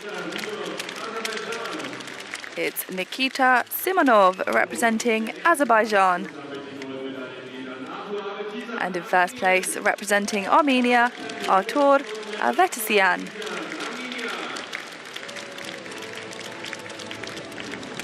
True rings specialist Artur, adding to his large collection of rings medals, the 2026 Cottbus Rings Champion.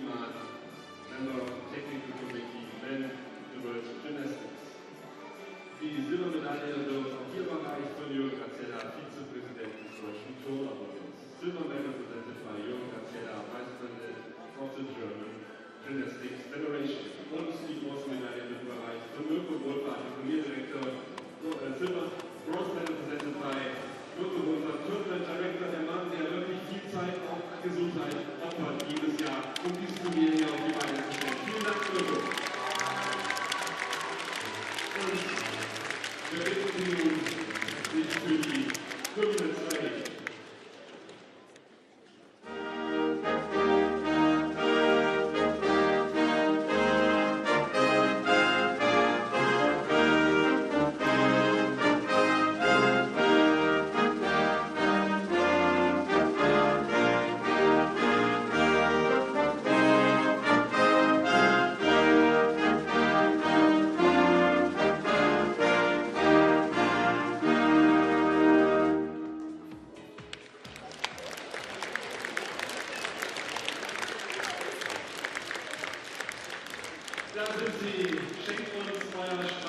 And there's our top 3 on the rings here at the World Gymnastics World Cup in Cottbus. In 3rd place from the USA, Cameron Nelson.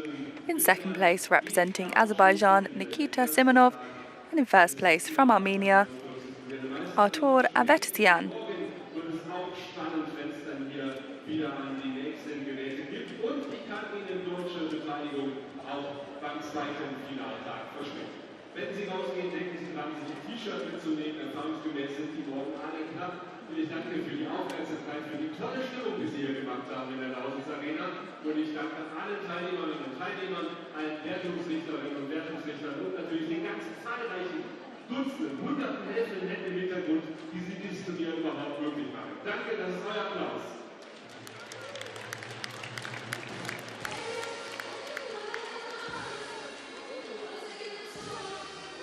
And that does conclude the first day of Apparatus finals here at the World Gymnastics World Cup in Cottbus. We hope you will join us again tomorrow for lots more high-level gymnastics. We have the women on the balance beam and the floor, and we have the men on the vault, P-bars and the high bar. So please join us at the same time tomorrow for more incredible gymnastics. I've been Danusia Francis Reid, and I'll see you soon.